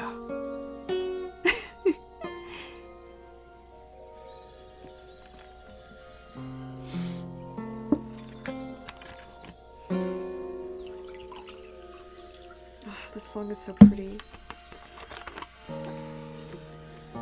All right, you have my undivided attention. Make yourself comfortable and speak whenever you're ready. I am here to help those in need. My ears are at your service. The good, the bad, the ugly. Tell me anything and everything. You're a nun. You should probably be a little more particular with your conversation topics.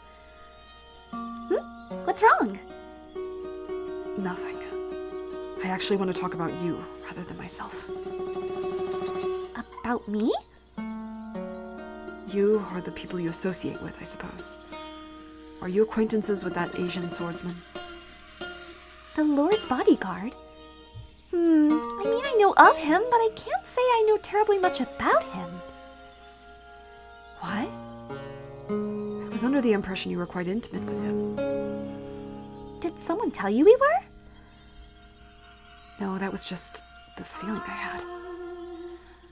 Remember, I am a nun.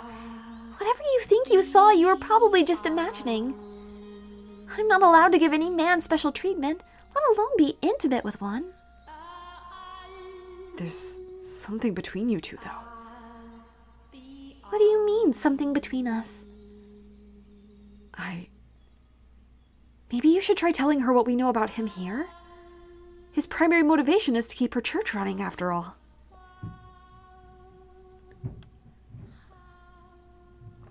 Is he not here to keep this church, your church, in operation? Is he... what? Did he tell you he was? He did. Oh, really? That's a little... no, that's quite surprising. I hardly ever see him talking to anyone.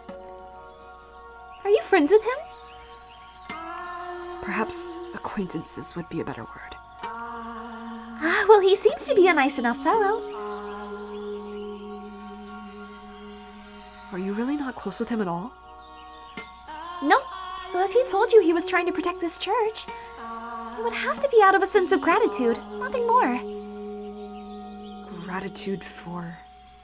A while back, he was in a pretty bad place in life, and I gave him some food. This was when I wasn't all the way out here, but at a church in the city. There were other nuns there too, as I recall. Right. We also served as an orphanage, so it was us and a ton of children. I've since fallen out of touch with them, though. But as servants of God, it is a responsibility to offer assistance to those in need, which is exactly what I did for him. No special treatment, I just did the right thing. So whatever you think you saw between us, there's nothing there. You're Pauline, though, aren't you? No, my name is Marie. Marie? How can that be? How can she not be her? Yeah, the music's playing and everything. What the fuck, man? Marie. That sounds a lot like a name we heard behind the third door. But I don't think they're the same person. I concur. There's no guarantee everyone's name has to be the same. Mel's and Nellie's were, which just made us think they all would be. That's true. And on the subject of assumptions, it's possible her connection to the swordsman is also a flawed one. Because again, all we have to go on is Mel and Nellie. Although in Morgana's story, I'm pretty sure he said something along the lines of doing what he did to keep her church running. Was he not referring to this woman? I should get back down to the courtyard then. Nellie won't be able to handle everything on her own. It would be great if you could help with the preparations too. Oh, 1 second. There's absolutely nothing going on between you? Why can't you just accept the answer I've given you? I don't like being so blunt, but you're really overstepping your bounds. I said there's nothing and there's nothing. What do I say? If she leaves now, it won't be easy getting another chance to talk to her. Will I be able to get him to tell me his story without having her on my side, though? Will I be able to get his key? Maybe you could try talking to him with Mel there? The two of you could convince him to give up his key.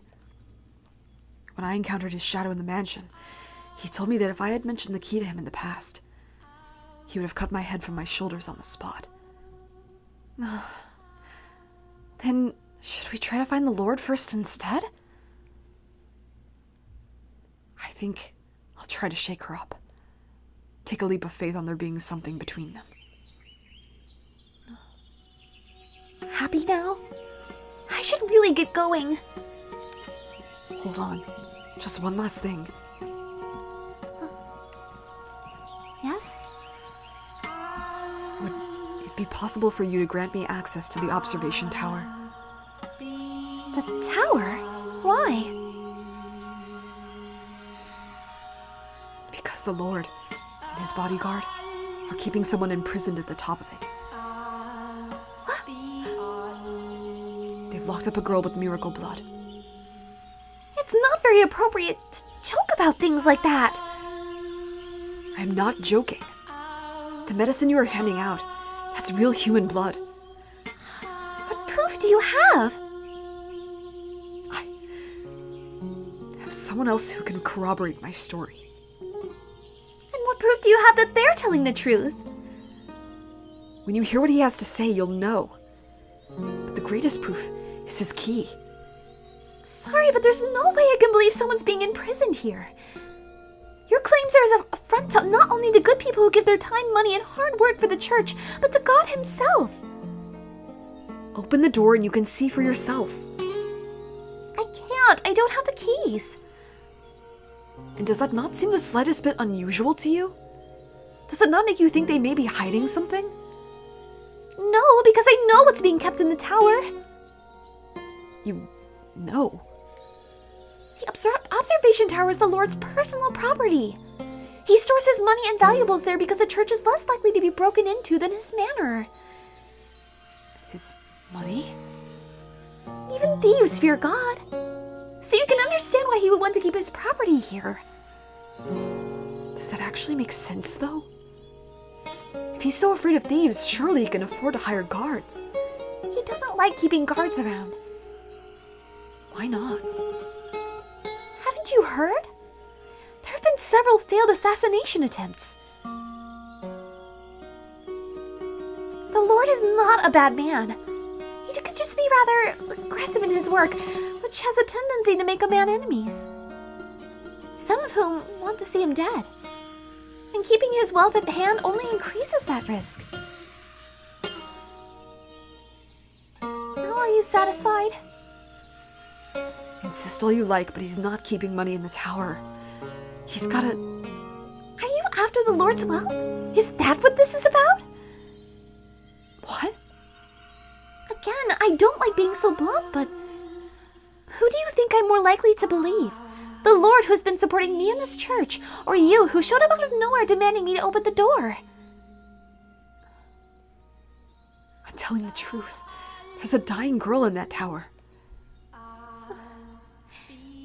I'm sorry, and I don't want to do this, but if you keep this up, I'm going to have to call the guards. I really must be going now. The swordsman. He helped imprison the girl in the tower, so he could get the money necessary to keep your church up and running.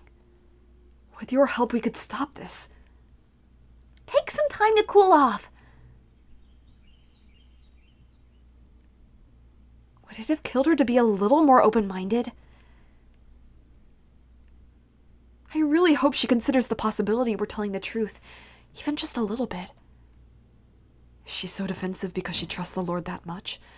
Or is it her trust in the swordsman? Or maybe it's simply because she doesn't trust me. What if all three? I think I'll head back to the courtyard. I need some time to consider our next move. That's a good idea. And there might be something Mel and Nellie can do to help too. Perhaps.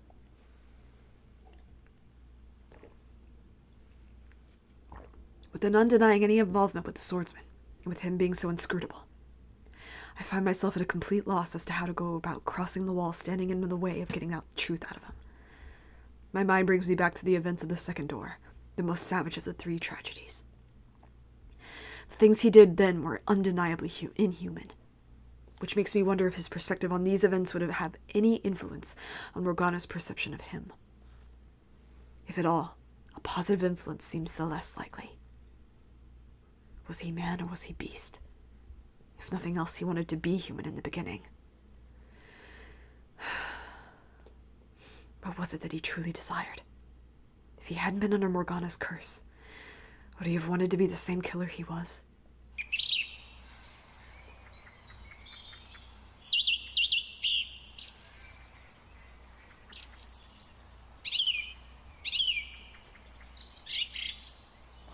Blinding sunlight drags me from my thoughts.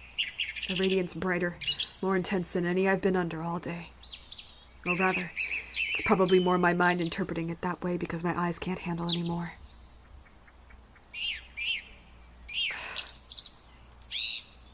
In a matter of moments, all I can see is white. Michelle? Are you all right? I feel a sharp pain, like someone's yanking at the back of my eyes. I'm fine. I just need some shade. Giselle's voice fades away.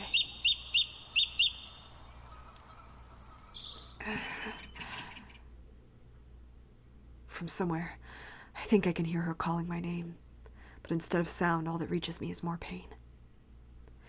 Then the world starts tilting toward me. No, not the world. It's me who's falling.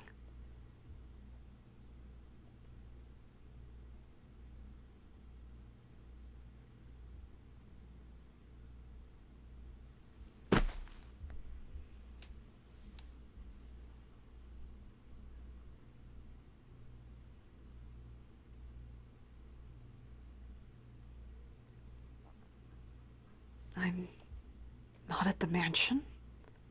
Where am I?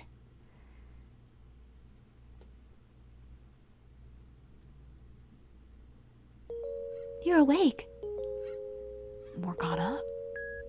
What are you doing here? Does my appearance disturb you? That is to be expected, I suppose.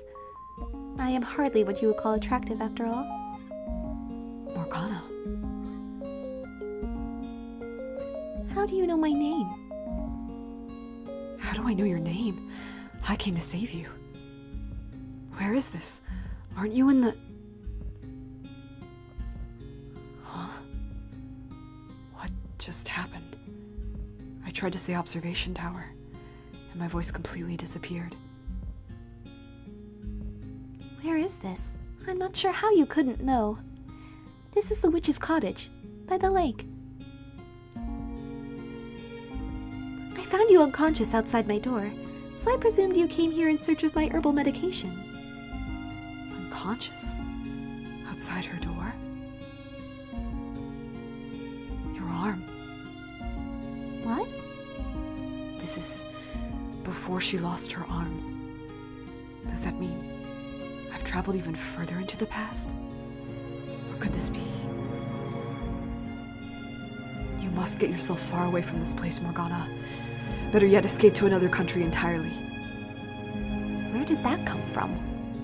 I have no means of survival if I leave. In that case, beware of two men who will come to visit you. You must not open the door for them. What do you mean? They're a boy and a...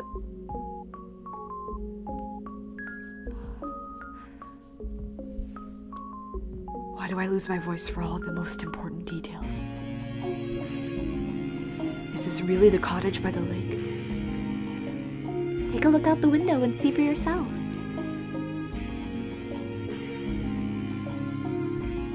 There's nothing there. Nothing outside the window. No, that's not exactly right.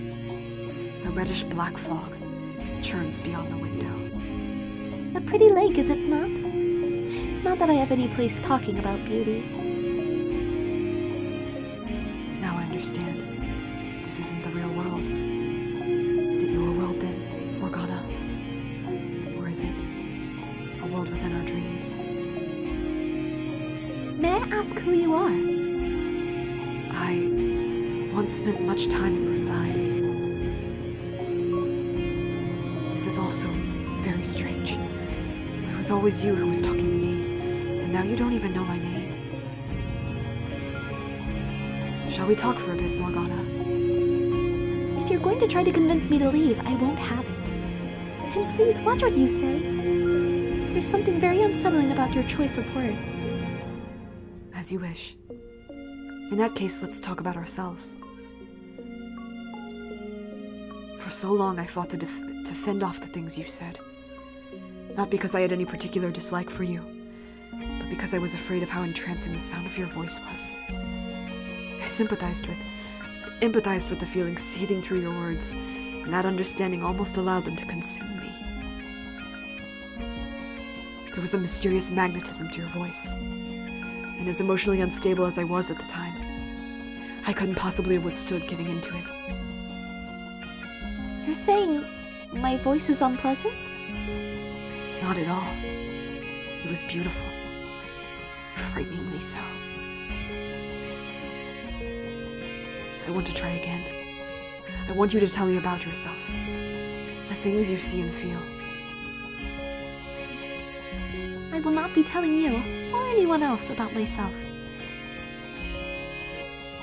Because they would have to be inhuman to empathize with you. In that case, we can start with me instead. Honestly, I don't want to talk about myself either, because it makes me feel pitiful, worthless. It's a story I would rather pretend never happened. And it's not a story I can tell just anyone. But you can tell me. Indeed. I was born into this world female. What? From a young age, being a girl fell out somehow wrong, and as I grew older, my body developed like a boy's. Not entirely, though. My body is incomplete. I am missing one thing every man is supposed to have.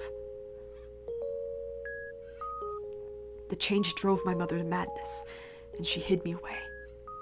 For I was unfit to be in the presence of others. That was when I was 14 years old, and that marked the end of any semblance of normalcy in my life. Morgana, you once told me that our fates were decided before birth, both yours and mine alike. I spent my whole life rejecting that notion, insisting I was a normal person, fighting to prove I was indeed male. But now that it's all over, I think you were right. My fate was always set in stone, and perhaps if I had stopped trying to fight it, if I had shut up and accepted it, I could have lived a longer life. I could have not left Giselle behind. Do you regret your choice? No, I do not. No matter what could have been, I had to hold my ground. I had to keep shouting. Because if I hadn't, it would have rendered my very existence meaningless. No matter what misfortune the decision may have brought, I must not regret it. Everyone has some principle, Some belief, some fundamental aspect of themselves that they must always stand in unwavering support of. Or perhaps must not lose sight of would be a better way to put it. For if we do, we lose sight of ourselves. For most people, these beliefs have probably been internalized so deeply they aren't even aware they hold them. But what we carry inside us is unique. Difficult for other people to understand, to accept, forcing us to walk a path of solitude and persecution. I believe you genuinely do have miraculous powers. And who knows, maybe your blood is special too, but I think your real power lies in your voice, its ability to enchant anyone who hears it. But it was something you were born with, not something you asked for. Was it not? I am a saint, and the daughter of God. That is the lot I was given, and that is the path I must walk. If I stray from that path or stop walking, I will no longer be myself. It would make me worthless. We mustn't lament the solitude we were dealt. Maybe not. But I think that if either of us had had someone, even one person who accepted us, it would have caused us to see the world in a much different light. And I know you had people like that, who treated you like a regular girl. But they're gone now. And have you never lived on their memory? It comes back to me from time to time. But even then, they were different than me. They were so full of kindness, so very human. And while they taught me to experience their joy, not even they could change what I ultimately am.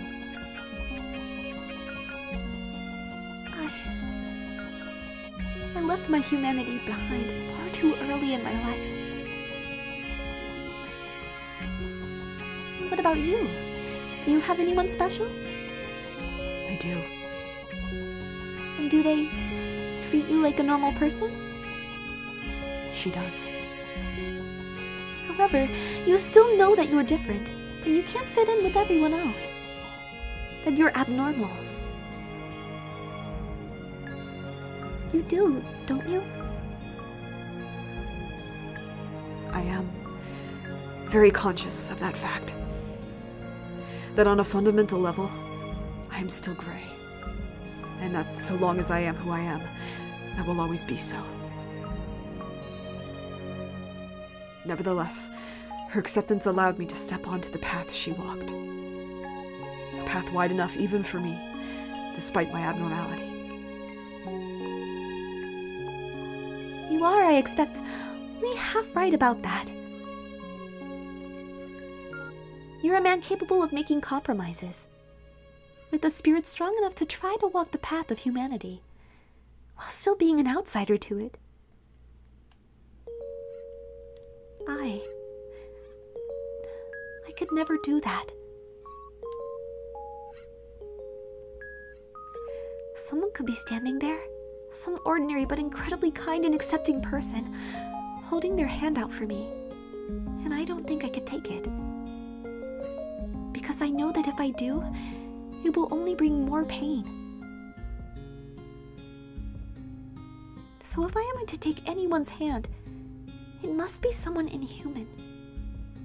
Someone fundamentally abnormal. And not just mentally or emotionally, but on a deeper level, intrinsically different. Morgana.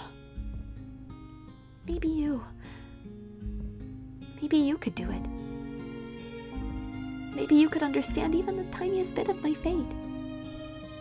You could do that, couldn't you? Then do it. Understand me. Empathize with me. Take some of the weight off my back. Morgana.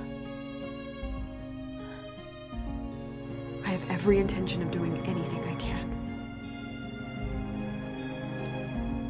But you have to understand, I am not from this time, Morgana.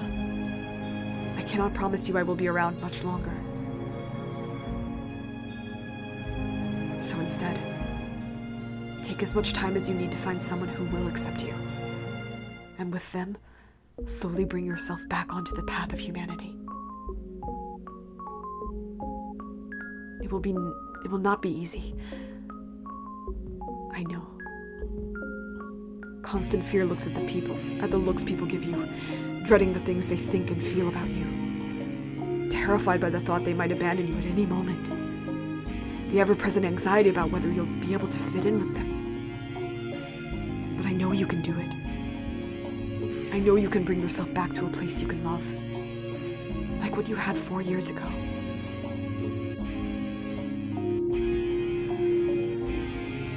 You really are.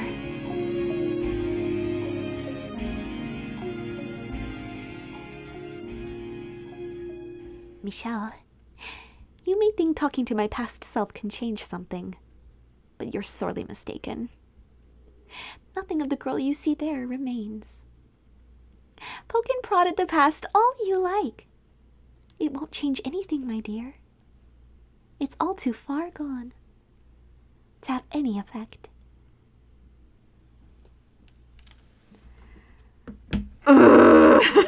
Sorry, I'm emotional. I'm feeling things. Oh, guys. Morgana. I am too dehydrated to cry, but I bet your bottom dollar after this stream I am going to.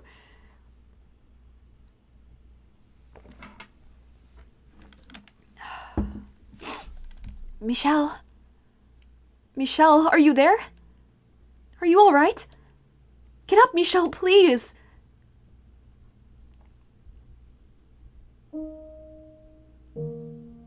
Oh, thank goodness! You're awake. Did I pass out?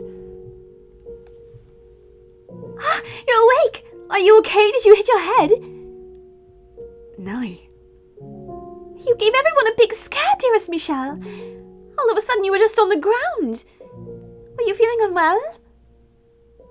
No, I just have a natural sensitivity to sunlight. I apologize for any concern I caused you. Sorry for worrying you too, Michelle. And for that rather shameful display. No need to apologize. Like you said, you're sensitive to sunlight. I'm just glad you're alright, Michelle. If anything, I should be the one apologizing for putting so much pressure on you. I had no idea it was so bright out. As long as you're not sick or anything. So you're feeling better now? My head still hurts a little, but yes, I'm fine. What time is it? Almost supper time. Which means I'd better get back to the cottage.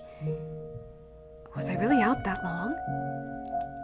At least you woke up before supper. I should get going though. See you tomorrow, Michelle. Good night, Nelly. Tomorrow is the day before Morgana's supposed to die. Our time is limited enough as it is. That said, Giselle, I saw Morgana. What do you mean? How? I don't know if it was in a world of her creation or simply a dream. But in it, I spoke with Morgana when she was still alive. What was she like? Not like the Morgana we know now. Not someone who seems to feed off hatred. So she really was a saint in life, like Mel described her. Though I got the impression being a saint was more like a chain around her ankle. The only way she was able to derive meaning from her life. Not to mention the utter sense of solitude brought about by the knowledge that no one like her would ever come into her life. Do you think she wanted to break free from the chains then? Even if she were able to, she would never be able to return to anything resembling normal. Much like I will never have a normal body. Although... Oh, you awake? That's good. What, you came to check up on me? Don't act so surprised. I'm plenty capable of showing concern for others. That said, no, that's actually not why I'm here. Fucking Mel. Huh? He looks pale. I know you're not feeling well, but if you're up to it, would you mind joining me for supper? I don't know why you would make such a big deal about asking me to... He's the one asking. I think he's getting suspicious.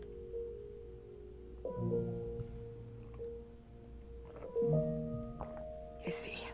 I apologize for not handling my encounter with him better. Don't be. If he was sure I was playing him, I wouldn't be here. So don't blame yourself. Though I would still appreciate it if you came. Absolutely. Turning him down would only give him more reason to be suspicious. True enough. I'll do my best not to let anything slip. You try and do the same, all right? Of course. Well, let's get going then. Could the nun have told him about what I said to her? Whatever this is about, we don't want to keep him waiting. Be on your guard. I will.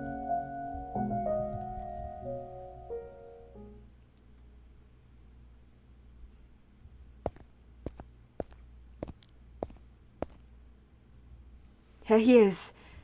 I see that. I've been waiting. I saved you a couple of seats, so go on, sit down.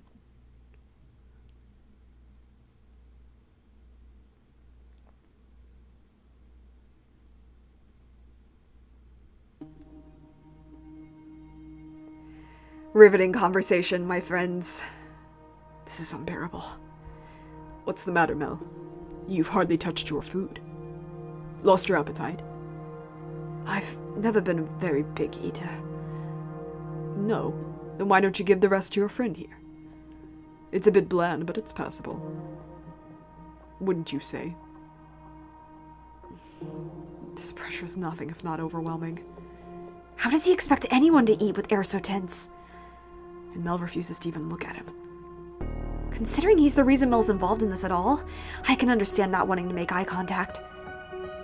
Or even be in the same room. Are you not going to eat either? Don't worry, there's no poison in it. The thought it never even crossed my mind. Why would you think I would be concerned about my meal being poisoned? It was only a joke. I don't see the Lord anywhere. He's gone back to his manor. I thought you were his bodyguard? He's a lord. He has more than one guard.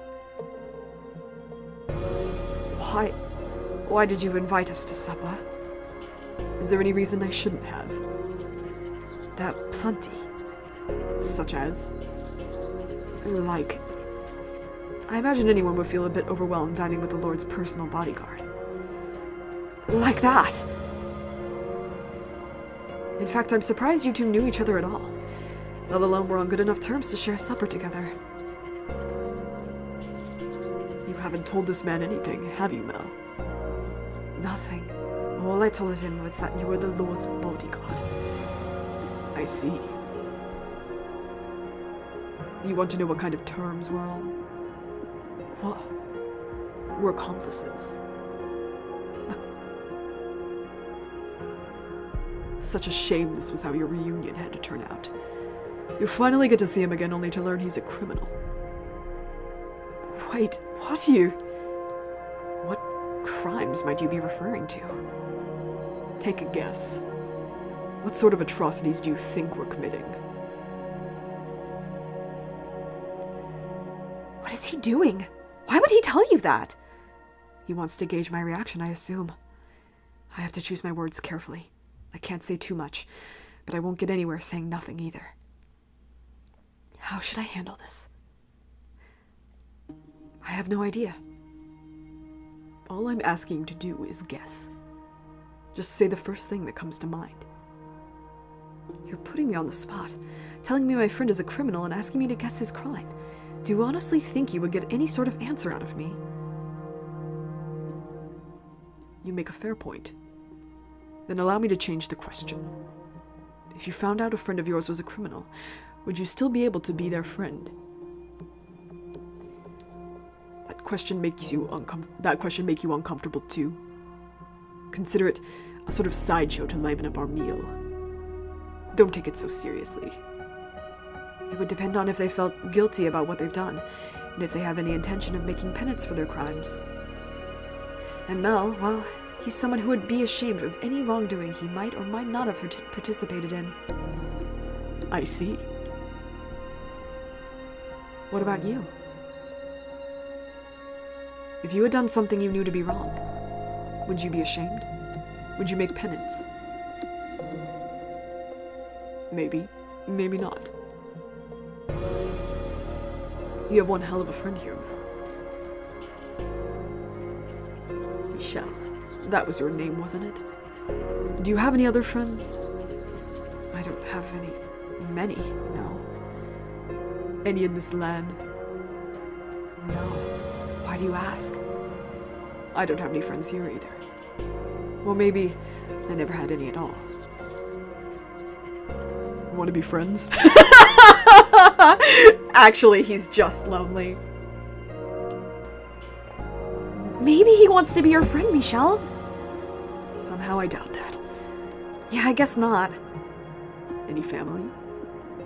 I left home some time ago. Are they too far to visit regularly?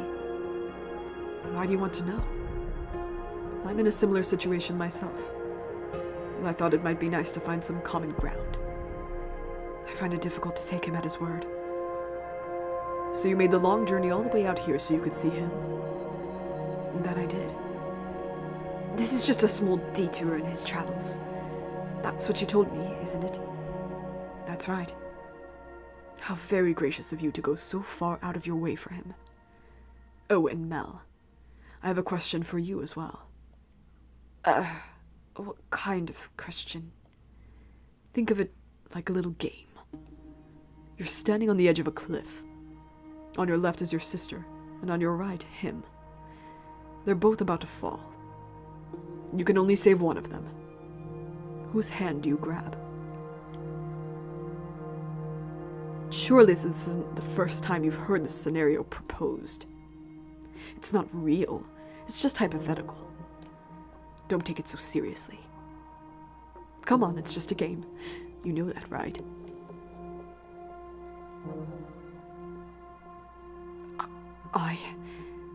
You don't need to answer. As he said, I am only here to see him. When I heard there was going to be a festival, I requested permission to remain until then. If that displeases you for any reason, I apologize. But hypothetical or not, a question like that makes it uncomfortable for everyone involved. Or are you trying to make him feel cornered? Verbose Michelle is chef's kiss. Not at all. It was merely a question. I never meant to make him uncomfortable. My apologies. Now I suppose I should take my leave, as it seems my presence makes it hard to enjoy the food. Relax, I'm not staying here tonight. I won't get in the way of your reunion anymore. You said you would be here until the Harvest Festival? They're supposed to be putting on quite the impressive event. Look forward to it. May I ask you one thing before you go? What do you think of the nun? Are you very close to her? I am not close to anyone. Alright. Okay. Okay.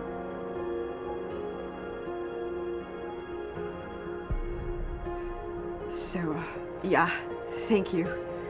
I was hoping to handle it better than that. But I just can't seem to keep it together around him. I'm really sorry. I can hardly blame you. Thanks. There's something really unsettling about him. I can't say I disagree. What was the deal with that question anyway? The cliff one. Yeah. I think it's best if you don't linger on it. Any way you look at it, he had to be... Never mind. Anyway, keep your eye out. You probably want to be extra careful tonight. After all that, I'm scared he might be up to something. There's no saying where he actually went. I'm with Mel. I have a bad feeling about what he might do. After a conversation like that, you'd be crazy not to be on alert. That would be wise, yes. I plan to head straight back to my room. Yeah, that sounds like a good plan. Do you really think we'll be able to get to his key? I still can't bring myself to believe there's anything between him and the scientists. And the Lord's pretty much always inaccessible. Does the Lord say anything when you're all together? Such as? Anything at all. Something to give me some idea what kind of person he is. Sorry, I've got nothing. I usually keep my mouth shut when I'm with them, and they hardly talk to each other either. I see. Sorry. I'm pretty sure you've already heard this, but the Lord's an incredibly suspicious man. I'm not sure he's capable of trusting anyone at all. So it's not really a situation where I can go up and ask him about his personal life. After several failed assassination attempts, among other things, he's just grown to be suspicious of everyone around him. If someone's walking up to him and even thinks they might try something, that's all it takes for him to have them beheaded. As a person, his reputation's awful, but he has done a ton to improve the city's economy.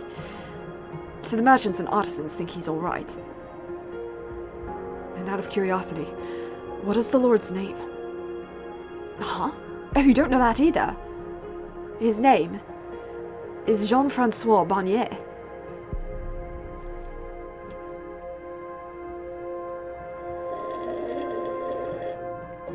Jean! Oh. The thing is, I really thought he reminded me a lot of what Jean Kirstein would have become if he had joined the military police in Door 3.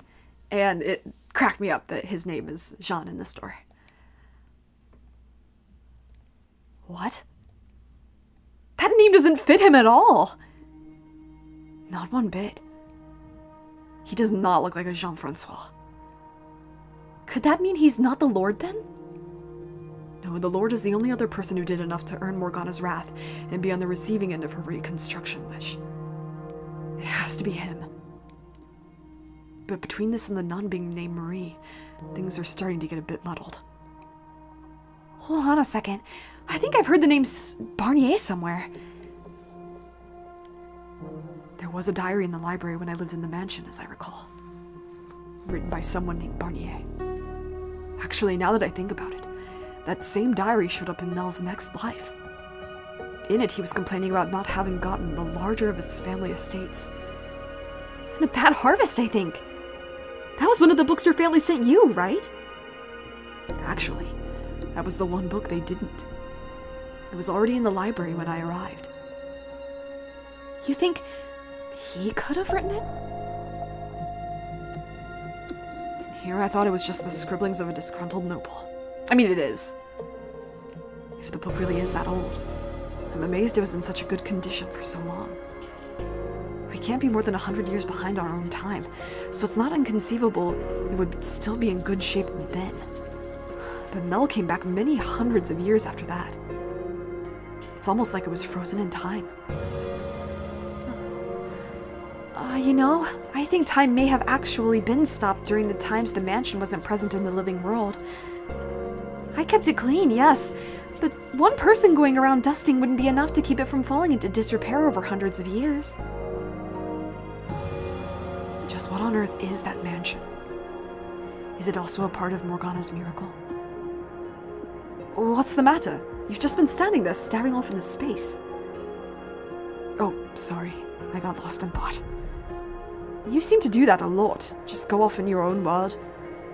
I swear you've got to be you've got to be more absent-minded than me. That's not important though, I guess. Anyway, so I've been trying to think of ways I can help, but I'm sorry, I haven't been able to come up with anything. It's fine. I'm simply glad to have you on my side. Sure. Well, I should get back to my room. If you have any good ideas, let me know. I will. I should head back too.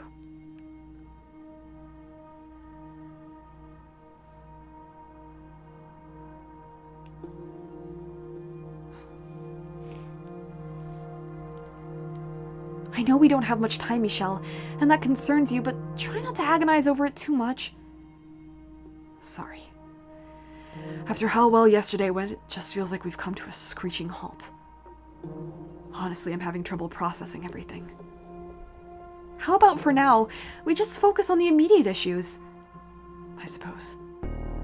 To start with, we're going to want to talk to the nun again tomorrow.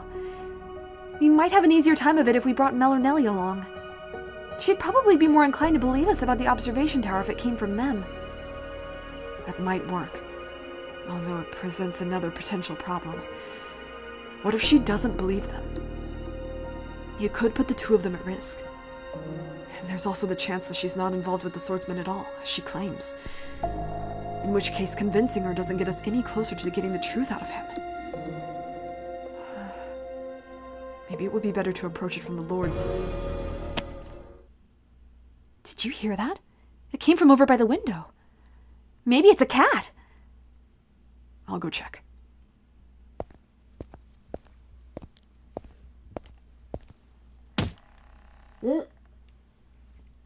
Ah! Oh. God damn it, there's someone in there.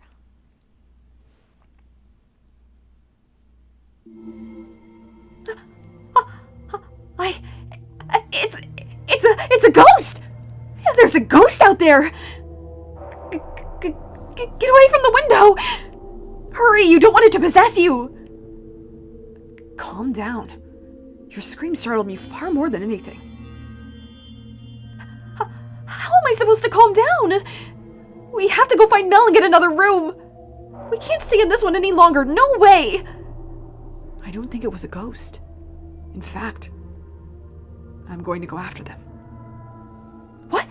No, you can't be serious! Michelle!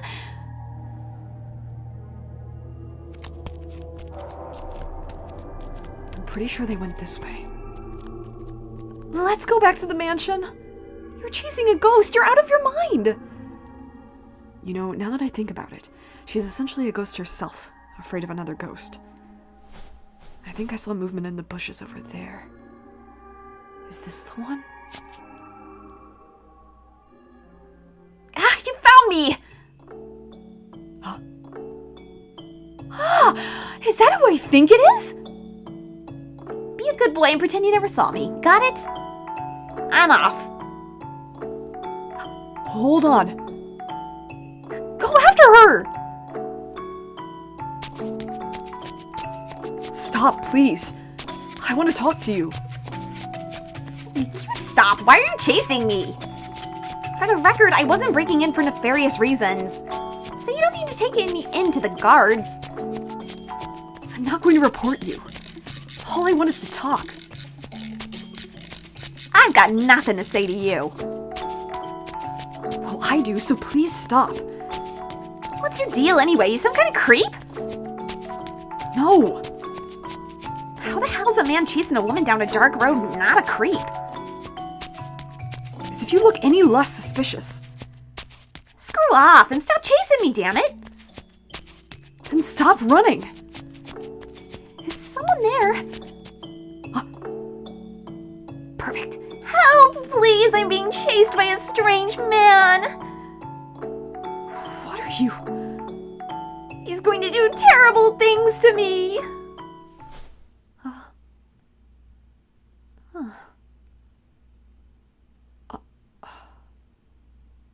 Is this as bad as it looks? It's worse. What's going on here? Wait a minute. Don't do anything rash. I can explain. I'm completely innocent. Maria? Oh. Well then. Things are suddenly looking better for us. So it would seem. What are you doing here, Maria? Wait, are you? Is that you, Pauline? Huh. What? They know each other. And she called her.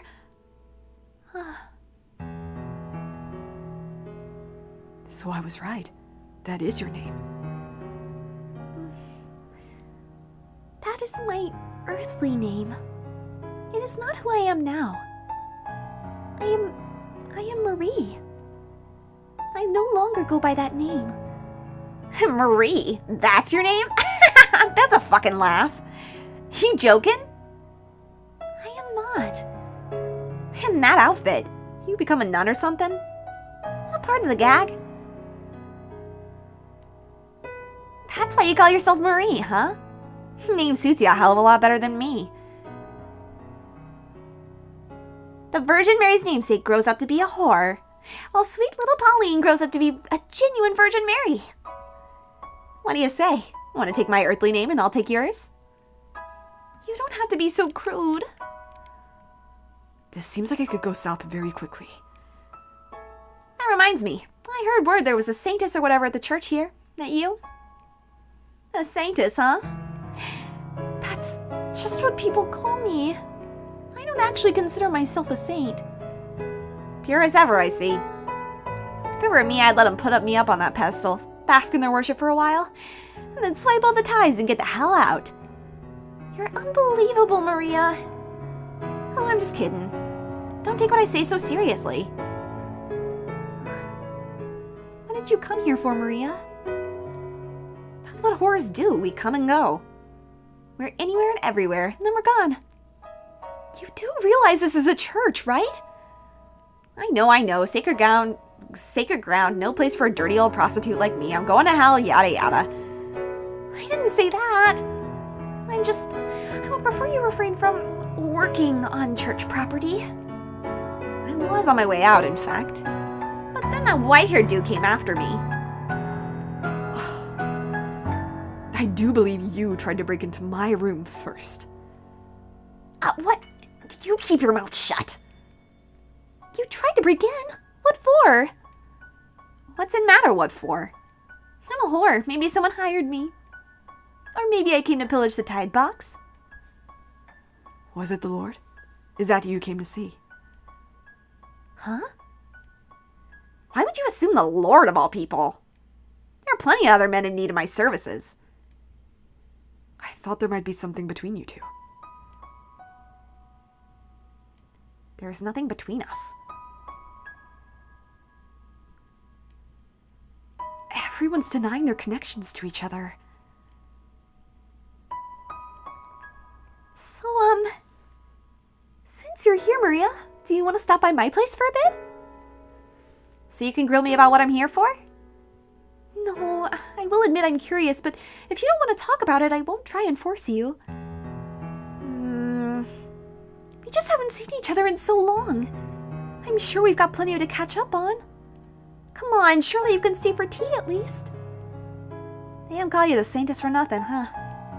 You'll even invite a whore into your house for friendly chit-chat. I wish you'd stop calling me that. You're an old friend who I haven't seen in years. It's only natural to want to catch up, is it not? They're old friends. Not sure that exactly applies to us, you know. But sure, why not? Though to tell you the truth, I have no idea what the hell we'd even talk about, so I'll agree to come on one condition. The white hair here comes with us. Who, me? You can't let this opportunity go. Now that we know the nun is Pauline, we might be able to get more out of her. That's fair, but still. I'm not sure how comfortable I am bringing a man into the house with only girls. And I'm not sure how comfortable I am going. What's the big deal? You afraid he might turn feral? No, he ain't that kind of guy. You got nothing to worry about. You seem to trust me quite a bit for someone you just met, and tried to rob. Not so much trust. More like the air you give off. There. You don't look like you got the balls to do it. What did you just say? Damn it. stings worse than she has any way of knowing. Don't let it get to you. There's nothing you could do about that. Well, what are you waiting for? Come on, get your butts moving. Okay. I'm not sure I like where this is going. Giselle's right, though. This could be a good chance to get some new information. Huh? What is it? I just remembered. Something vital? She called me a creep! In the third door, she kept calling me a creep!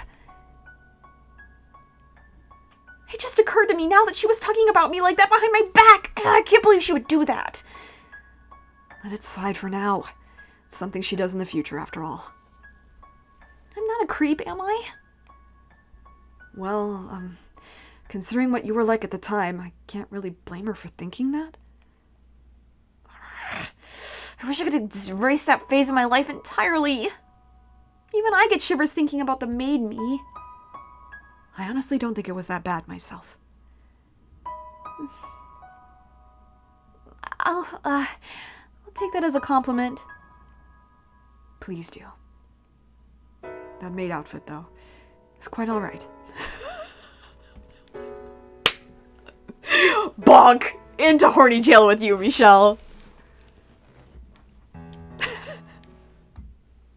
This guy.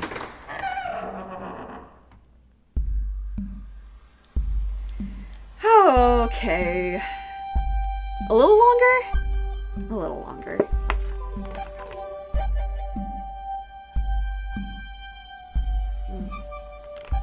Actually, you know what? Yeah, a little longer. Oh, hello, dearest Michelle. What brings you here so late? Did you come to see me? Who's the pipsqueak? She lives here. I took her in. Oh, it's a strange lady. And she's wearing almost nothing. Are you not cold in that? Girl, you don't make it in this business worrying about the cold. Huh? What kind of work do you do? Your clothes are really pretty colors, like something a princess would wear. In a way, I am kind of like a princess. A wicked princess who goes around Rhea, she does not need to hear that. What's the fuss? I'm just giving her a glimpse of the real world. And you think now is the time for that? This isn't awkward or anything. Also, what's this dearest Michelle about? You doing a thing or something? Seems a bit young for you. No, that's just what she calls me. That's what I call my brothers. He's my number 2 brother, but we're not related. My real brother's back at the church. He's got the same color hair as me, and we look a little alike. Oh, really? Must be a pretty good-looking fella if he's related to you. Of course he is. I wouldn't let him be my brother if he didn't look good. That's quite the assertion, Nellie. It's so lively in here. I'm stranded in uncharted territory. Oh, I bet you're stiff as a board out there. Relax. Deep breaths. You're asking the impossible. Alright, well, sit down and make yourselves comfortable, everyone. I'll go make some tea and something to snack on while I'm in there. It's a girls' night in! This will be fun! Why is Michelle here, though? You have no idea how much I wish I knew. Oh, that's not important. But you know what is? 3 girls, 1 guy. That's gotta be rough. Actually, make that 4 girls. Huh? Why would that be rough?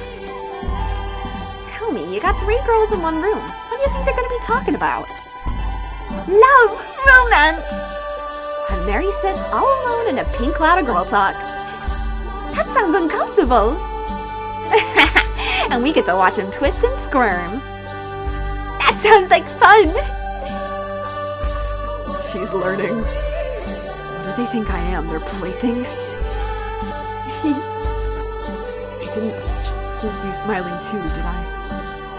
Oh no, not at all. I was just thinking I felt kind of bad for you. Why don't I believe you? We don't have time for this. Morgana's still locked up in that tower even as we speak. I get where you're coming from, but I don't think this will turn out to be a waste of time. All 3 of them have ties to the men with keys. We could very well learn something from their conversation that could lead to a breakthrough. So, I say we participate, see where it goes. What's this? Already friends, you two? Yep, I like this new lady a lot. She's a sweet little girl, what's not to love? You know, that kind of makes me jealous. It took you a long time to warm up to me, Nellie. What? No, it didn't. I don't think. Yeah, Maria and Nellie is a dangerous combo, and I'm here for it. I don't know. It felt like, to me, like you were keeping your distance. Well, you know, it's not easy to work up the courage to talk to a real-life saint. Oh, Nellie, you know it's not that big a deal. I'm not even a real saint. So what's the conversation? Love! Romance! How about you tasting guys? Oh. Do you have anyone? A crush? A special someone? You do, don't you? I am the servant of God the Father. So no, I do not have anyone. Oh, come on, we won't tell. Promise. Forbidden love, so romantic, so exciting. You know, I think you should go first, Nellie. I like princely boys. My brother is the closest thing to my ideal. Oh, and I mean my real brother. You don't say. And you, Maria? What kind of guys do you like? Me? I like a nice subservient man. Someone who knows I'm in charge. Subtlety isn't her strong suit, huh? Why not someone you can always count on? Or encouraging and supportive? Or sweet and kind? Someone like that would be... Guys like that only light you little tween girls' fires. Things get a little more complicated as you get older. Life stops being quite so simple.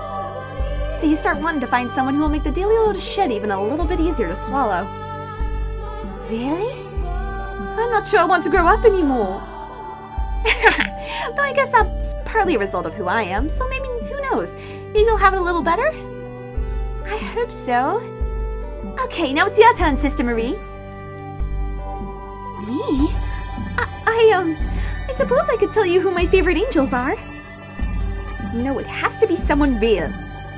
You have to have someone. I already told you. There's someone else who hasn't gone yet. I can go after that, can't I?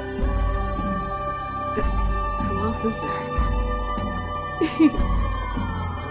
You know, that's not a half bad idea. Agreed, I want to know too. No dodgy answers either.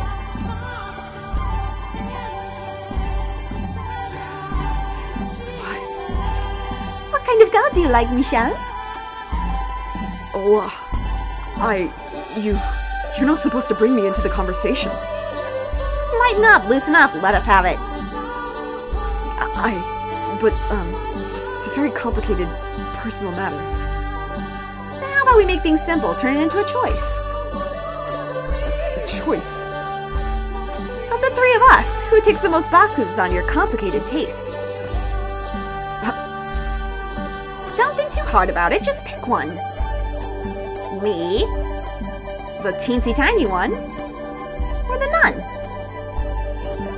Who will it be?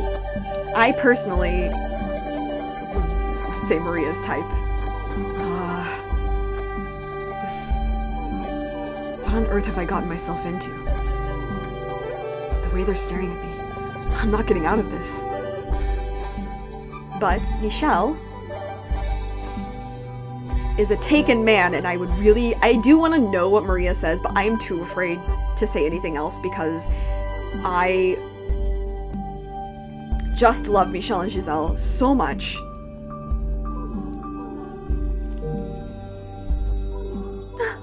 Look how happy she is. Like, what the fuck? What, really? Pfft, that's no fun.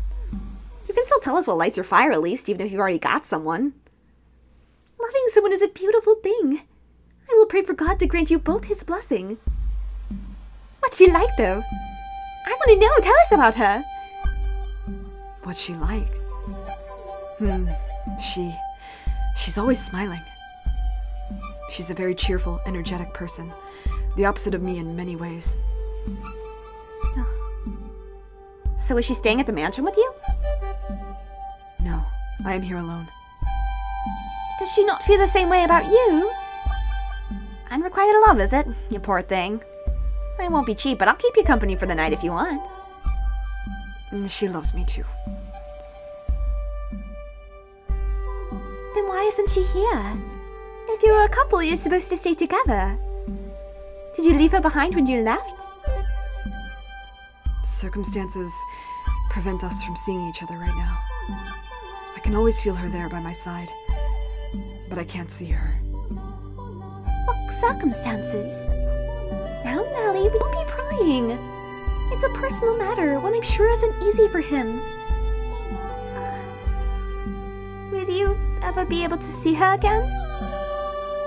I have faith that I will. Because when I see her next in the flesh, I need to take her by the hands, look her in the eyes, and tell her something very important. Michelle. Is she somewhere really far away? Or is there something else getting in your way? Women are fickle creatures, though. You may think she'll always love you, but spend enough time apart, and who knows how those feelings might change. We're not as bullheaded as you guys tend to be. While you're here away from her, she could find someone else she likes. Or maybe she already has. I would never. Her feelings will never change. She has spent more time waiting for me than you can possibly imagine. Though there were times she lost sight of what she was waiting for, deep down in her heart she has never forgotten about me. I know that for a fact. I don't buy that sickly sweet who lives eternal crap one damn bit. It's short-sighted, ignorant. People change, their feelings change. It's the ones you think care the most about, who will inevitably stab you in the back one day. That's what people do. You just never had the pleasure. One day you will. You'll taste the bitterness of betrayal. Is there anyone in your life you care about more than yourself? Not a one. You wouldn't understand what we have together then. But someday if you ever find someone who means that much to you, I think you'll come to understand that it is possible to love someone even if they do sometimes cause you pain. You're telling this to a whore. That already has me out of the running. I don't think that's true. Anyone can find someone, no matter who they are. It doesn't matter how old you are, what kind of work you do, or if you're a noble or a peasant. Oh, come on, you're making it sound like I'm the bad guy here. In this case, she might actually be more mature than you, Maria. Oh, shove it. And now that Michelle's answered, it's your turn. What? Do I really have to? You do! Everyone else has answered. Like I said, I don't have anyone. Oh, don't forget about the tea I made. It's going to get cold. Anyway, I'm more interested in catching up with you, Maria, than talking about boys. What happened after you left? All right, sure. We can talk about that. All right, I think this is a good stopping point. Boy howdy, next week is gonna start getting crazy. Fuck. And actually, no, I shouldn't say next week. Friday. So tomorrow, I will be streaming Sonic. It will be at 6:30 instead of 6 because I am actually going into the office, so I need that commute time. But then Friday, 6:30, more Fata Morgana, bonus content. We're gonna do it. It's gonna get crazy. And then next week especially, hoo boy, I hope you're all ready. I'm not, emotionally, mentally. I will cry, but it will be great. It will be a great time. It's gonna be such a good story. Hope you are all enjoying the day, evening, whatever. Please take care of yourself. Please stay safe out there. Be good to one another. And tell someone that they're awesome today. Someone you don't usually tell they're awesome. So, yeah, I'll see you guys on tomorrow for Sonic. God, that's gonna be bad. And then Friday for more of this. Take care.